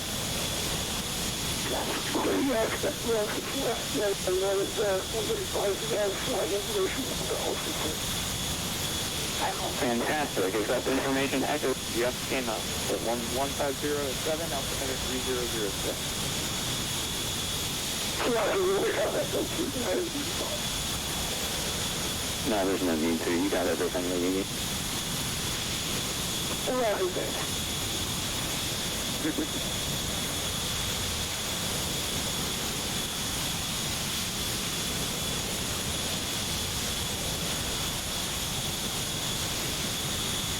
November 7336 Whiskey there. You want to do the GCS version for Australian after. Oh, Roger. We'll fly the bit from the VOR, do the hold, and pick up the GPS into the active. Cherokee 36 Whiskey. Cherokee 36 Whiskey, expect the, let's do the GPS with runway 13 if you're okay with that. That sounds great. We will expect GPS 13, Cherokee 36 Whiskey. Cherokee 36 Whiskey, roger. And Denver United 594 back with you. Thank you very much, sir. Hot chocolate in hand now, by the way, switching to the nightcap, as it were.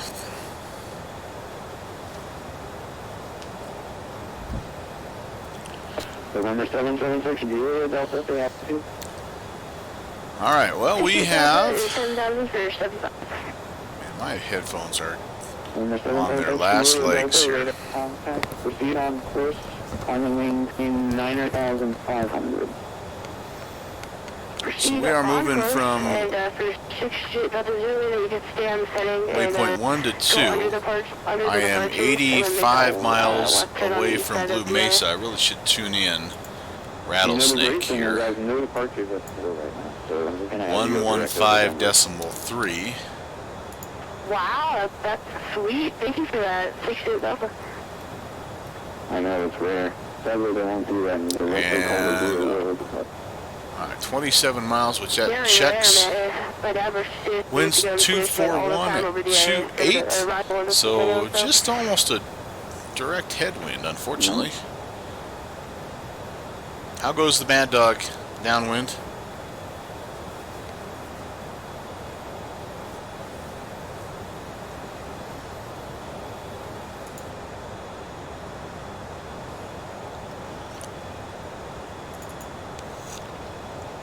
Oh my goodness, that's some good hot chocolate.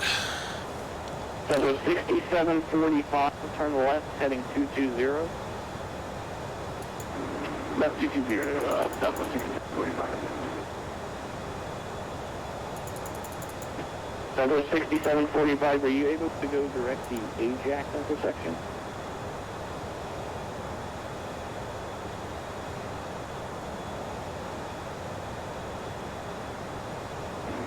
Negative, I do not have that in mind. Well, there you go. That's a success, my man.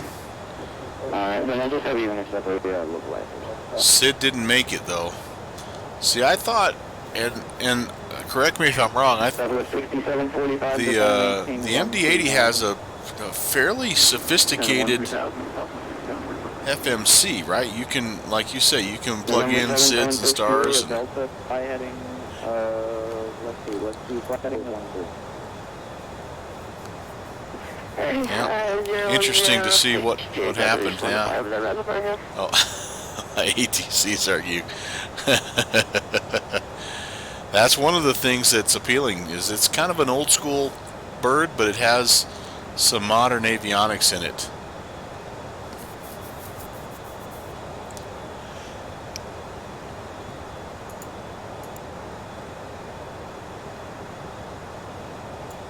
Even though I admit I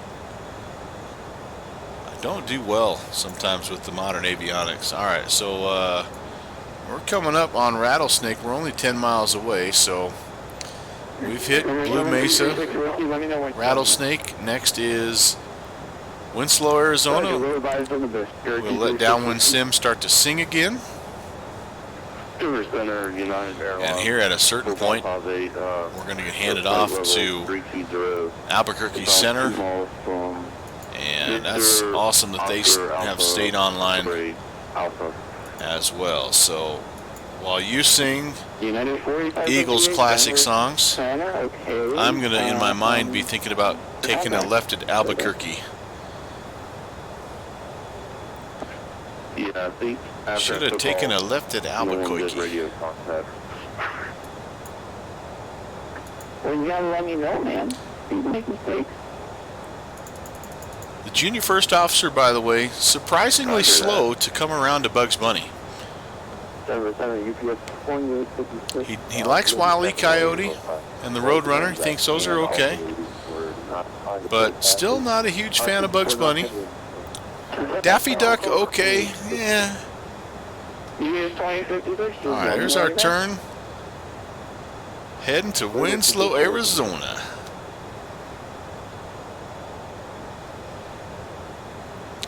Just about to the edge of that Denver airspace. And it'll be time for us, by the way, to start descending soon. SimBrief has, there we go, has our top of descent here.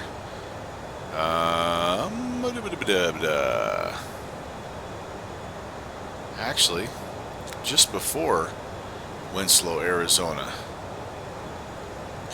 So we might need to start thinking a little bit about that, do some descent planning here, just in case. I'm not super worried about it as long as we have the ATC, as long as we have center.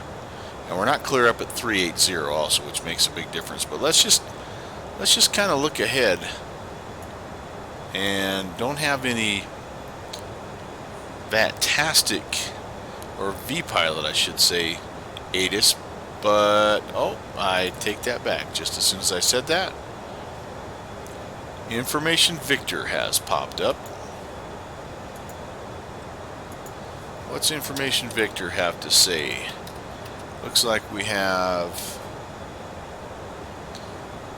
winds 270 to 8, so we're still landing west, which is the way it was when we departed. We have 10 static miles of visibility, a few clouds, 10,000. Doesn't look like there's any weather in the area, so we will expect, they're saying visual approaches runway 26, 25 left. Alright, good enough. So what does that look like exactly? Well, let's take a quick peek here.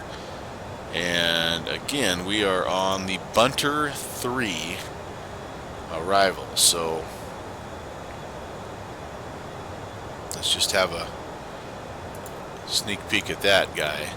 So Winslow, Jesse, Gummo, Eagle. I'm not seeing anything as far as speed or altitude restrictions just yet. In fact, nothing here until Homer, which we have a 250 speed restriction.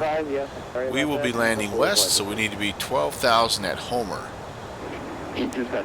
Alright, so yeah, we actually won't have to worry. Yeah, maybe.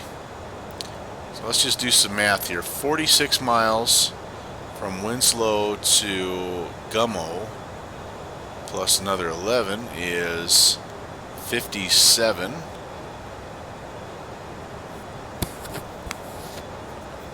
Plus, all right, November 6 right 0, is right 63, and 12 is 75, and 4 is 79. So basically 80 miles past Winslow, we have to be at 12,000. Alright, so let's keep that in mind. 80 miles past Winslow. Now, so that is 80 plus, let's see, Rattlesnake. Actually, I bet we can tune Winslow in right now. 112.6. No flags. Over at 6745 cross Jargu at or about 13,400. The localizer being echo. Alright, so we still have 137 miles, so say 140 plus 80, 220 miles. And we have to be from 340 down to 120. So we have to lose 22,000 miles in 220 miles. Alright.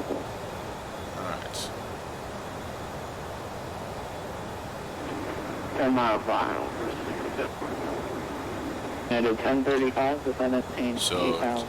if I take 220 divided by 3, that's about 73 miles out from Homer that I will be needing to start my descent roughly. So that's basically Winslow. When I get to Winslow, if I haven't already been given clearance and they decide to log out or whatever,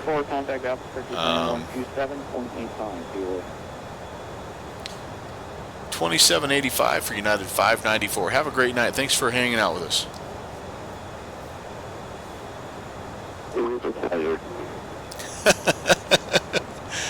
Again, I think I'm hearing slight sarcasm from Denver Control tonight. I love those guys. 2785. They're going to be in the running for favorite air traffic right after Nantucket approach and Nantucket ground. All right.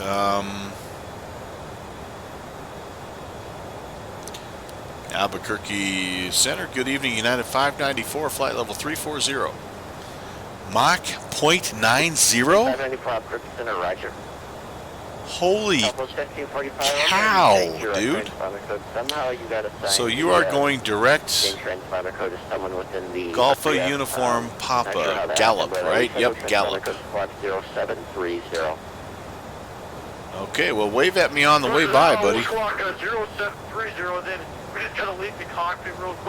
Oh, the knob's too sensitive in your VR cockpit. I'm going to be honest with you, if you're looking for sympathy because your Oculus Rift isn't working exactly right, I'm not going to give you too much love, man. I'm so sorry. Oh, we just fucking squawk 0730, thank you. Thank you. So, I actually, for free, I actually looked into getting the track IR at one point because I felt like, you know, there's no way I can drop $500 or whatever the Oculus was that I was looking at the time. And I just about pulled the trigger on it, but I just was worried it was one of those things where I was going to have to configure it and orient it every single time, and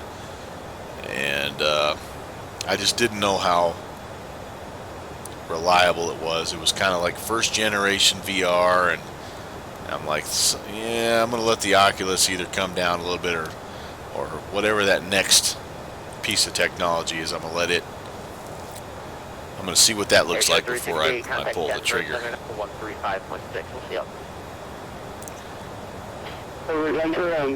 Okay, so Bunter 3, and when we get closer to the Bunter 3, then we're going to figure out which, if we want the 2.5 or 2.6 or 2.5 left. Yeah, I mean, yeah, it's technology. That's what it does. It starts pretty high, and then, but the problem is when it drops down to $50, it's not compatible with everything because everything else is, you know, has now more requirements for hardware and memory and yada yada yada. Now it's Bluetooth and, you know, whatever it is, and so it's always a balancing act. But yeah, it's a cool piece of technology. There is no doubt about it, and I only bust on you because that's the jealousy coming out. Drops to 350. Yeah, it won't be down to 50, I guess. I didn't read that either, but okay, what was I about to do? I was about to do something significant here.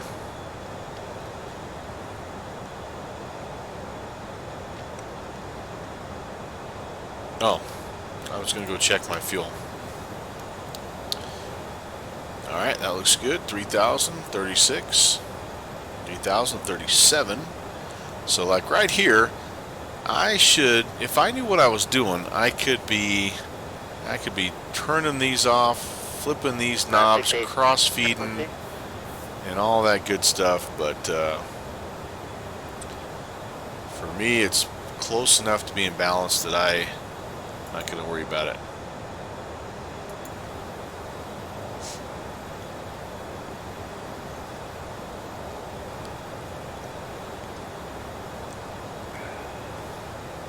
Ooh, now we got some horse trading going on. Let me see. First generation, you'd make me a heck of a deal. Actually, part of what I'm a little bit worried about with VR stuff is I don't know that I have the hardware on my machine, my computer, to run it. I don't know that I don't, but from what I understand, is it's a little bit taxing. So let me ask you this question, Dalwin. I've been trying to research this because I know I need to do. I made significant strides moving from my former PC to this PC, but I still have some upgrading that I need to do.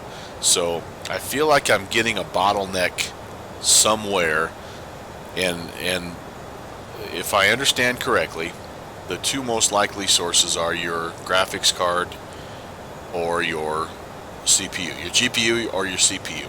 Do you know the best way, and I don't know this, I'm not asking this like it's a trivia question, what's the best way to figure out where the bottleneck is occurring, where the frame rate stutters are actually occurring? If it's just my GPU is, my graphics card is just maxed out, or if it's actually the computer's central processing unit. Okay, X-Plane's generally CPU bound, because right now it's going to be about the same for me to upgrade, to upgrade my CPU as it is my GPU. And I want to get the most bang for my buck, because I know I'm not going to be able to do both. But hopefully in the next year or so. And I can't complain. What I have right now works great. I mean, other than a few sceneries where,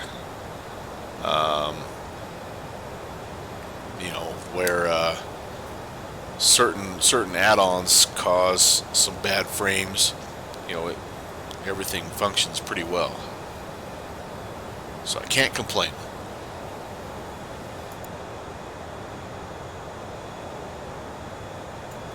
But being a computer guy, I'm always looking forward. I'm always trying to figure out, especially if I'm going to keep streaming, I want to figure out a way to make things look as good as they can. Have you upgraded to the latest version of X-Plane, or is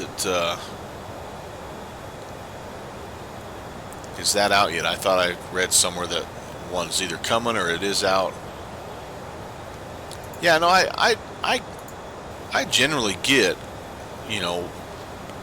I understand what I'm looking at, but the one thing I don't know is I just like a reliable way to run some kind of a test where I can see what's being overloaded, and I haven't found that yet. I haven't found that tool. I'm sure they're out there, but I just don't know what they are. And so, because I'm not 100% sure that P3D is CPU bound, I'm thinking it might be a little bit more heavy on the graphics, but I don't know that again for a fact. And so 1136 is current. Yeah, I thought I just read something about maybe they're just working on the next version, but I'm also a little nervous about, this is P3D version 4, and it's been about 2 years, and that's kind of been the trend with P3D, is about every 2 years it goes to another version. And so if version 5 comes out, then you're really stuck in a little bit of a quandary, because P3D does the same thing as X-Plane. Every version it gets a little bit more frame rate friendly and allows older machines like my own to run more and more complex add-ons, which I do like, but having to reinstall everything I do not like. Sam, I am.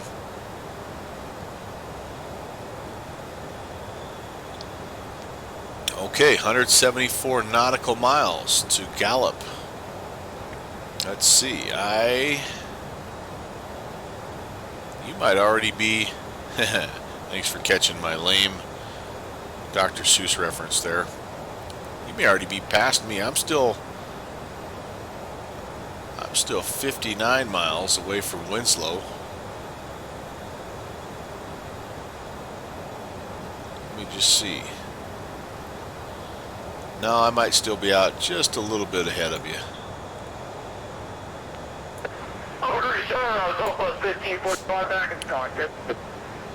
It's another 80 miles down to Homer for me, and yeah, so you're still out here. Okay, so I'm probably right now about 100 miles ahead of you. However, I'm only going Mach decimal 8 at this point in time, so you're reeling me in in a hurry, buddy. United 594, just be the Buckner 3 arrival, runway 26 transition to Phoenix altimeter 2974. Bunter 3, runway 26 transition for United 594. Okay, so we are cleared to descend, and again, we are estimating our top of descent to be in that Winslow range. So as soon as we get close to Winslow, we're going to start that descent. We feel like we need about 78 miles, and this is about an 80 mile. No, we need about 76 miles, and this is about an 80 mile stretch. So we'll start a little early just to give ourselves plenty of time. Our sim brief actually tells us that our top of descent should actually come before Winslow. And sometimes, by the way, this is something I did on one flight and it worked really, really well. Is like this only had 4 waypoints that I put in, so I actually, on one of my flights, I put this in as one of my waypoints into my INS. So I knew when my top of descent was supposed to be according to SimBrief, and that was actually pretty helpful. Now it ended up being pretty darn close to what you get when you just do the old divide by 3 deal, but I thought it was kind of a nice way to go. Hey, Albuquerque Center checking in. Awesome, man. Pushback onto taxiway Charlie. Remover Dosed. Thanks for the ATC, man. I appreciate you hanging out late. It sure makes these flights a heck of a lot of fun. Record 2350, push on the Charlie's through Paces. So about 37 miles, like I say, to Winslow. That's when we'll start our descent. 12,000 at Homer. That's what we're after. So I'm gonna go ahead and just spin that in. And we'll check as we're going down. We'll recheck the ATIS. They gave us the altimeter setting, but we'll recheck it.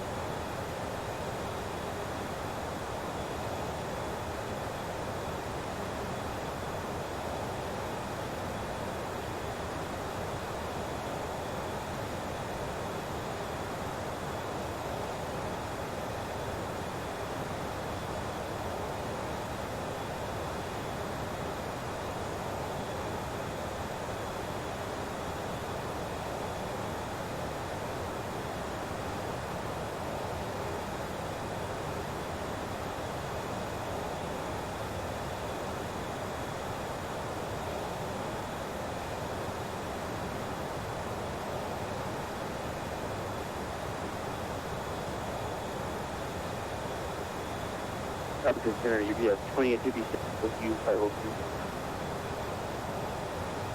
UPS 28 center action.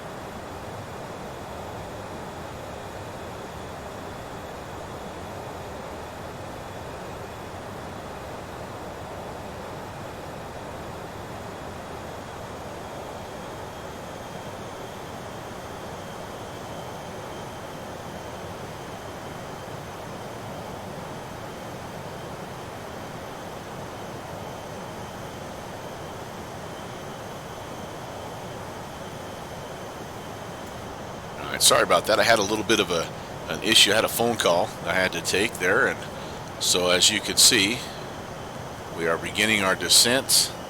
I'm going to shoot for about a 1,500 feet per minute descent, and I'm going to attempt to keep our speed managed. Again, no VNAV in this plane, no auto throttle. So you are trying to find a balance. Our descent rate is good. We're coming up on Winslow. We're going to make that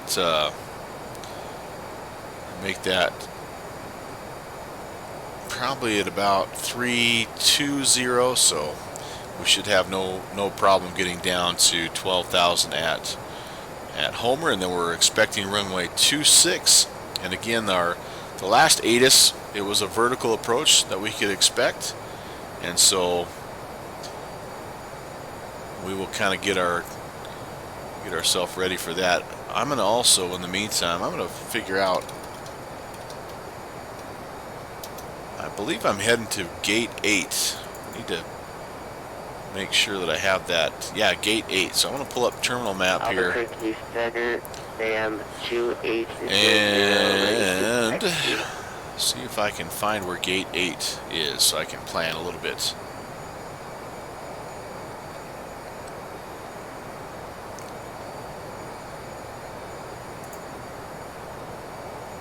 It's been a while since I've been down to Sky Harbor. 2800 Albuquerque. Alright, so it's Terminal 2. And location, please. And aircraft type as well, please. Alright, so here's where we're going. Terminal 2, gate 8 is right there.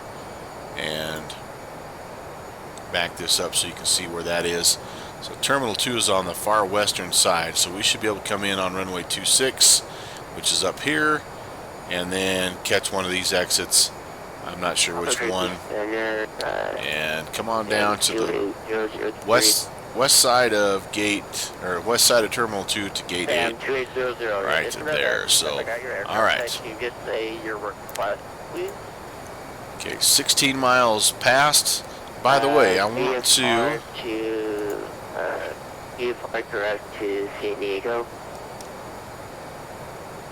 I need to do this, folks. I need to switch over to my radio Remember nav. what we talked about earlier about your VFR being at a certain 112.6. There we go.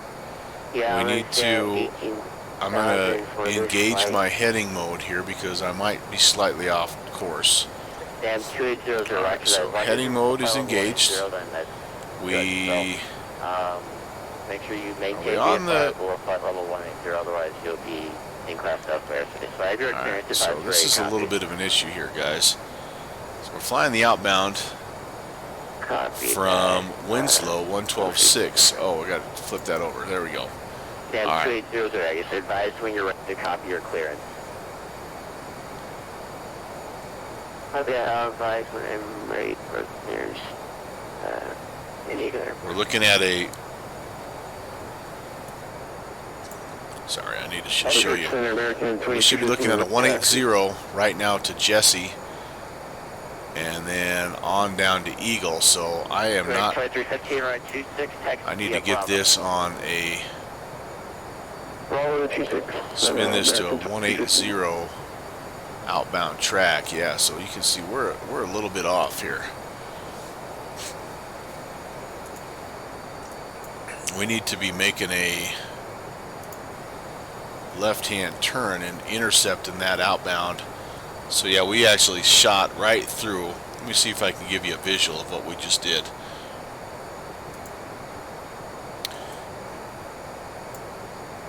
So we came down here to Winslow, and we just kind of kept coming straight this way instead of making our turn on this leg here. This that's the beginning of the Bunter 3, and we should be heading 180 right now, and we're not. We actually have to come all the way back around here. The vector of shame, because we missed that. We can pick that back up here in just a second. We're not too far away.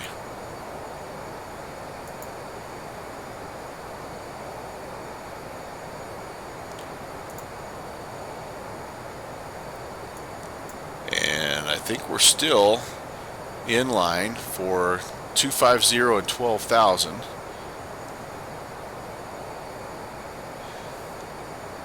About 80 miles past is where we need to be, and we're down 250, so yeah, we have 13 more thousand feet to go. I might spin that a little bit further down. We are going to pull back on the power though, because we're way too fast. Well, not way too fast, but we're a little too fast. Let's get that down more closer to 2,000 feet a minute. I'd like to get my speed at 250 if we could. Alright, that radial's starting to come back in here. By the way, we need to be paying attention, because we have to make a little bit of an adjustment here.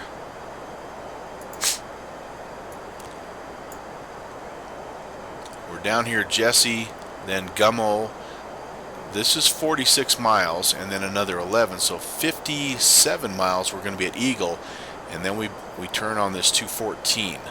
So 57 miles, and we're at 40 right now. So we're going to get back on this radial right about the time that we have to turn, but that's okay as long as we're back on the radial, and as long as we're getting down to 12,000 like we're supposed to.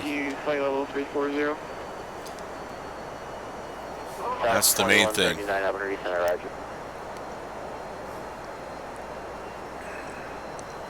All right, back on the radial, so we can get ourselves heading 180. That'll help when we make this next turn. And again, it's a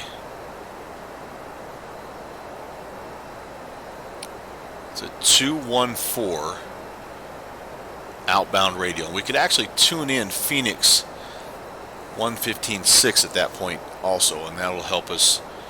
Well, we'll have to tune that in, because that's what we're going to be tracking on the inbound here, and that's where we will be 6, 18, 22 more miles to Homer, which is where we should be at 12,000.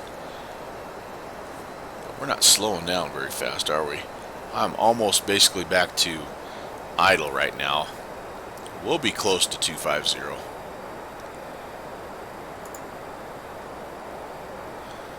Alright, what did we say? 46, 57? So we're less than 7 miles away. 2315, wind 2608, 6, clear for takeoff. Clear takeoff, 26, American 2350. Expecting to see downwind sim fly by us at any time right now. Although at Mach 0.9er, I don't know how much we'll actually be able to see. There's 52. I'm going to say at about 55, we'll make that turn to 214. Maybe a little bit. How about 54? 214. Then we'll tune in Phoenix 1560. We'll see how close we are. Alright, there's 54. Let's make our turn. 216. I'm estimating. I know you won't see me because you're not on Bat Sim. Just being a little bit facetious for the people. 1560. Now let's spin this track around. 214. Oh, not too bad, guys. I mean, come on. That's sweet. That's close enough. I'm going to arm that sucker. We're going to fly that bad boy. Okay, so 61 miles. Now I got to do the I got to do the math in reverse here. Shoot.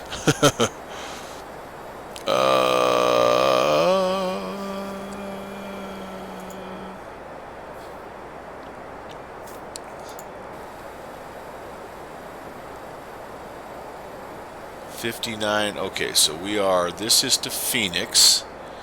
Okay, I'm trying to look and watch everything, watch my, holy cow, I'm lost. Downwind sim, you and me both, buddy. That's where our bush flying in the mountains of Idaho, that's where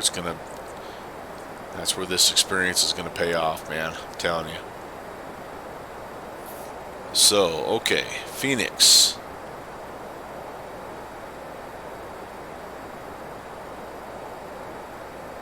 So Homer is 39 miles. Okay, so when that gets to 39, that's where I should be at 12. So we're at 15,000 already. We're in great shape. I'm good with the wobble pump. I miss my wobble pump. I'm having wobble withdrawals, I think.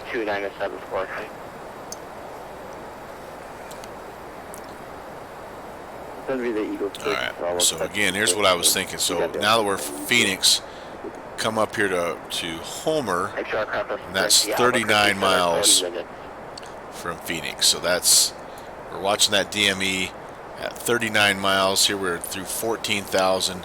I actually can kind of chill out on my descent rate a little bit here because I'm going to have to throw some power back in. 250 knots is what we're looking for. I'm probably going to level off first and then adjust the airspeed. Yeah, I'm just climbing again a little bit here. Oh, let's pick up the ATIS one more time just to get a last look at the altimeter. It's 2974, and I have not set that yet, so 2974, that hasn't changed since my check-in. 1,000 to go. Speed's not too far off, though, honestly. I can live with that. I don't have a descent checklist. Yes, I do have a descent checklist. Top of descent has been planned. Anti-ice protection not needed. Tank, I haven't touched the fuel pump or fuel tanks yet. I'm not going to. I need to check my VREF, but I'll do that as soon as I level off at 12,000. Coming, it's coming, it's coming. Click, there it is. Alright, VREF. I need to get my VREF. Back to my Aerosoft documentation. I have to be quick here. So I have to make a turn in just a second. So VREF. Landing speeds. We're going to be flaps 35. We were 230 when we took off. I'm going to say that we're like at 200 right now. So VREF of 135. That ought to get us in the ballpark. Okay, so here's how I have to do that. 135, I'm going to take that guy off. That guy off. If I get him, dang it. This guy off. Spin him around to 135. There we go. I'll leave him on. That's my flap speed. Ooh, and my speed is getting a little too slow. We want to keep that at 250. Right at 250, not below 250. Oh, and you can see my nose starting to pitch up here. Maybe have passed the point of no return. I don't know. It'll be close here. So we're past Homer. Now we're to Bunter. Bunter is next, and then at Bunter, I'm hoping we get some vectors here because 9594, expect approach runway 26, descend and maintain 5,005 as we got Victor. Down to 5,000 and we'll go get Victor at 594. Alright, so that'll help get our speed back up. Okay, Cookie Center, Sam 2800, ready to taxi. We actually just did get Victor, but all I looked at was was the altimeter. Let's just see if anything's changed here. Sam 2800, Visual approaches 26. Okay, that's what we need. Runway 25 right, taxi at Hotel Foxtrot. I am going to tune in the ILS though, just to make sure that we have something as a little point of reference. Frequency when we get there is 111.75. Sam 2800 across. All right, I'm going to go heading mode here. Left at Hotel 7. Cross 25 left at Hotel 7. Okay, and approach course 258. And what was this clock again? Sorry. Whoops. 258. Sam 2800 0734 0734 0734.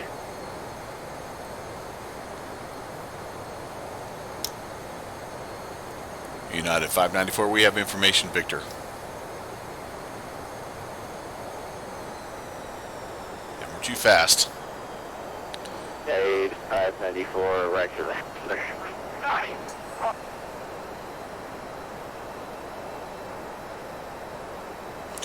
All right, closing in 10,000. Let's go ahead. We'll go landing lights on. Put 3 tracks on here. And that looks okay.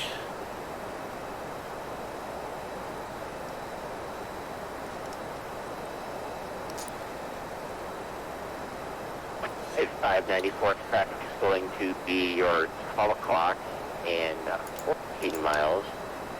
It's American A319 turning eastbound now towards you. Climbing through 1,600 now. Shouldn't be a factor, just friendly climb for you. Okay, we're looking United 594. I'm not seeing him. Honestly, I would like to get down to flap speed. So here's what I'm going to do. My speed's getting away from me a little bit here. So I'm going to level out slightly. We're almost at 8,000, so we don't have too much further to go. We still have 26 miles to the airfield. Plenty of time here. And still not seeing the traffic. He's turning eastbound, so he'll be heading out that way. I want to get down to flap speed. And then I'll resume my approach.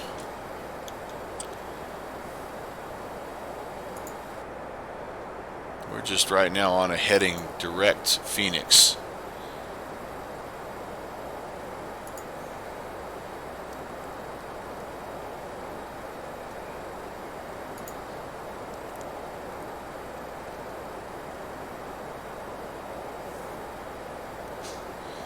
See some chat messages coming up there. I'm sorry, I'm going to have to wait for just a second.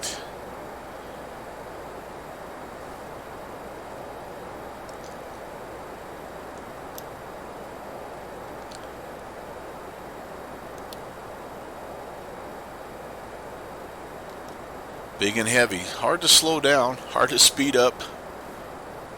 I think I'm seeing the outskirts of maybe the town. There I have the glide slope and I have the localizer.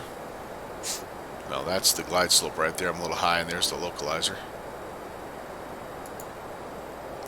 I am going to practice, if I can, I'm going to practice trying to grab that localizer. Alright, we're almost to 205. We're going to throw a notch of flaps in here, get that speed coming down. Yep, we're going to get a low power warning horn until I toss some more throttle at it. There we go. Now I can resume my descent. We're at 7,000. And 2800, am I cleared to cross runway 25 left? 800 for clear, 25 left. I'd like to be fully configured at 7 miles. Copy that, clear 25 left. And Yep, I'm seeing the airfield.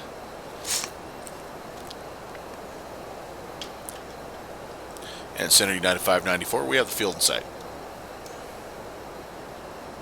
Hey, 594, thanks for making my job easier. Your visual approach from 826. Clear for the visual, runway 26, United 594. Alright, so, little does he know, with me, his job is never over because I can make a routine visual approach anything but. Alright, so I want to do this. I'm gonna try to assume a bit of a base leg here. I am going to level off at... Actually, no, I'm not going to level off at 5,000. I've got flaps 15 in right now. I want to keep going down because I am above the glide slope, so I want to continue my descent. I'm descending, 1,000 feet per minute. That should be plenty. Especially now that I'm on a base leg. Should hopefully help me get caught up with my glide slope. Yeah, once I do, then I may level off here. Okay, it's telling me I'm 500 below where I need to be. Albert 59, am I going to take the right here and hold short of Foxtrot 13? Let's arrest our descent slightly. Sam 2000 negative, so you cross 25 left, and I'm going to have you go to 25 right, so just continue straight up, and then you're going to go that runway. Okay, as soon as we get below the glide slope, I'm going to make my turn in. I see where our runway is right there. Or am I brave, and do I just try to fly it in? No, I want to practice. I want to practice grabbing the ILS. Alright, so we'll make our turn. We are flaps 15, it's a flaps 35 landing. So we'll make that turn and we'll see if we can grab our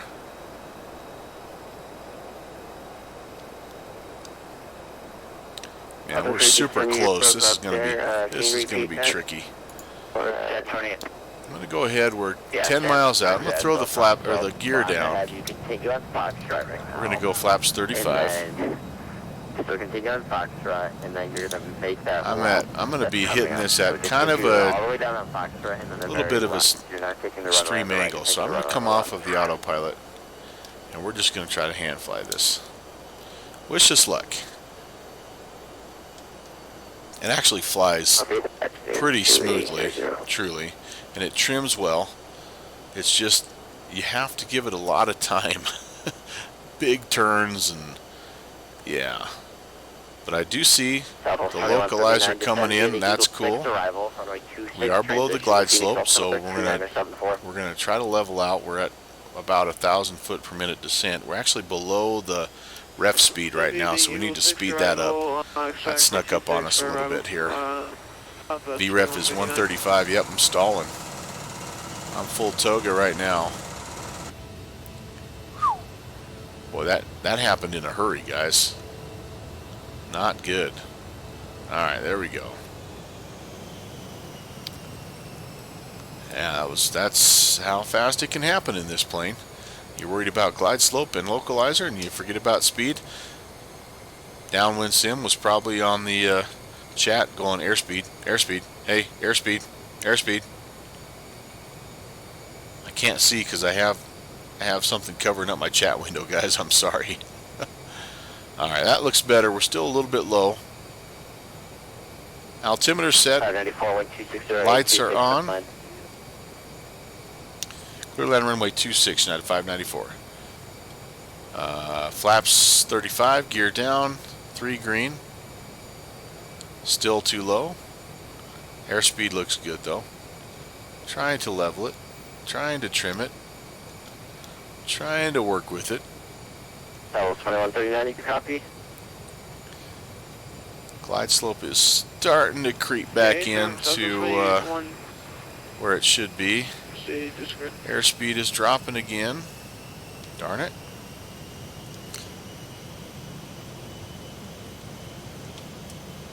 There we go. Now we're back in business. Thank goodness runway 26 is about 12 miles long, because I'm going to need every bit of it I can tell. Alright, now all of a sudden we're a little too high. Descend via the Eagle 6 arrival. Go figure. 6 transition to Phoenix altimeter 2974. Man, one extreme or another right now. So as So good as the departure was, the approach has been equally shaky. Or That's my overly shaky. Everyone else had to make mistakes too.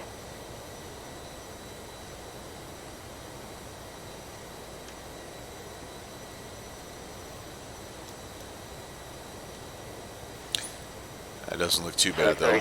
26, your departure space to the east forward is closed for the service permit. Service changes approved. Have a good one.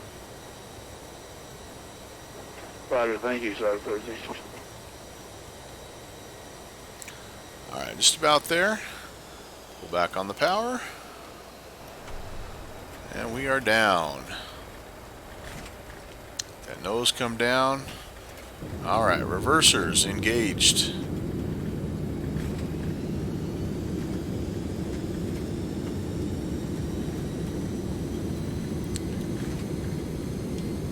Terminal 2 all the way to the west side, by the way. What we're looking for. Manual braking.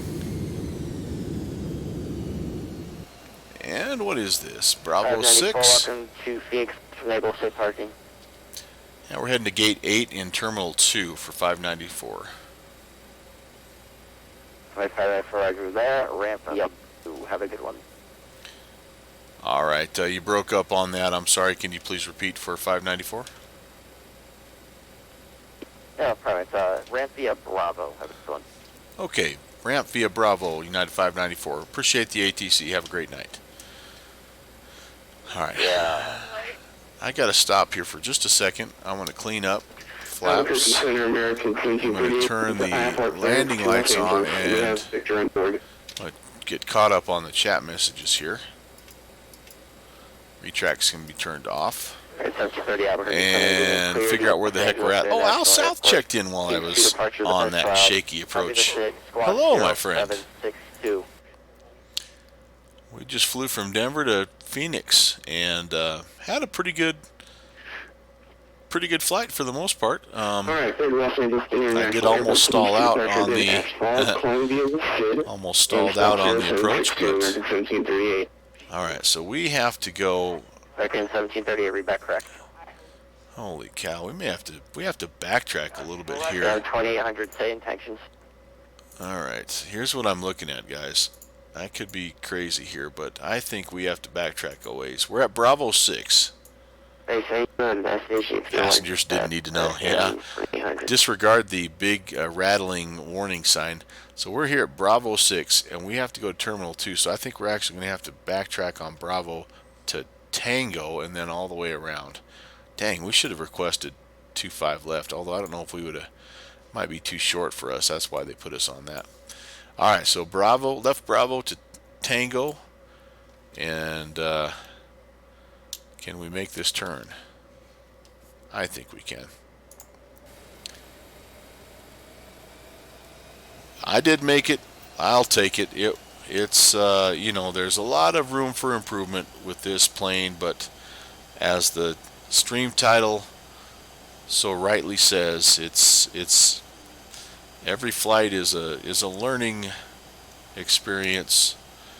Love how this plane corners though. You can tell it was built for in the age where there weren't jetways and planes had to come in and make those big time turns on the ramp. Love it. So Al South Downwind actually hopped in the Mad Dog and he flew himself offline from Denver down here to Sky Harbor. I'm not sure he was going to be pretty close to landing at the same time I did. So I'm interested to see how that went for him. He did report being lost at one point in time. Alright, thank you for your services. ATC again, thank you, man. I appreciate it. Roger, already Unicom, about 2139. Charlie 7, I think we're coming up Charlie 8 and then Tango. All the ATC tonight as always, thank you so much. I really appreciate it. We're on the taxi in, so we might as well have some tunes. Extra now, Fairfax, the 3D Albuquerque Center now closed. Okay, that was the Albuquerque Center is now closed. Thanks for flying out.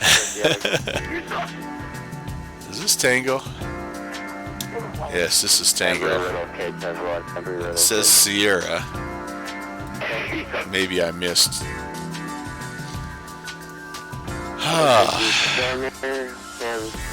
What a great way to end a good day. Alright, coming up on the stream while we taxi in, here's what we have. It's Friday night, no, I'm sorry, Saturday night for us. We're working on Friday, unfortunately, so Saturday out to Hawaii. They're going to have an event, actually, where they're flying in, and we're not going to be a part of that that big fly-in, but we're going to take the King Air. And a while back I purchased some scenery, and I haven't had a chance to mess with it very much, but we're going to be out there doing that in the King Air. So you know, if you have a chance to swing by, that's what we'll be up to. Downwind says he's at 20,000 feet on the arrival. Very good, very good. Oh, I need to do this. We need... oh boy. Gate A. Alpha 8. No, I don't know what it is. You know what? We're just not going to have GSX tonight because I know where the location is, but I can't guarantee that it's big enough. But alright, here's Delta. We're going to make that right turn. This is my cue to say goodnight. Downwind, as always, appreciate you hanging out. Looking forward to seeing some streams with you and the MD-80. Al South checking in late, but glad you did, man. It was cool to see you and say hello as well. Albuquerque Center, he's offline, he went to bed, but he checked in also. Thanks for the great ATC. Denver Center, you as well. Oh, somebody's taking off there. That's way cool. Okay, folks, have a great night. It is late your way. That's why I really appreciate you stopping by to say hi, man. It means a lot to me. It really does. All right, I'm off probably tomorrow. Who knows? But Friday for sure I'm working. I'll be back on Saturday though. In the meantime, I'll be checking the TCAS for you guys. Have an awesome evening. Take care and God bless.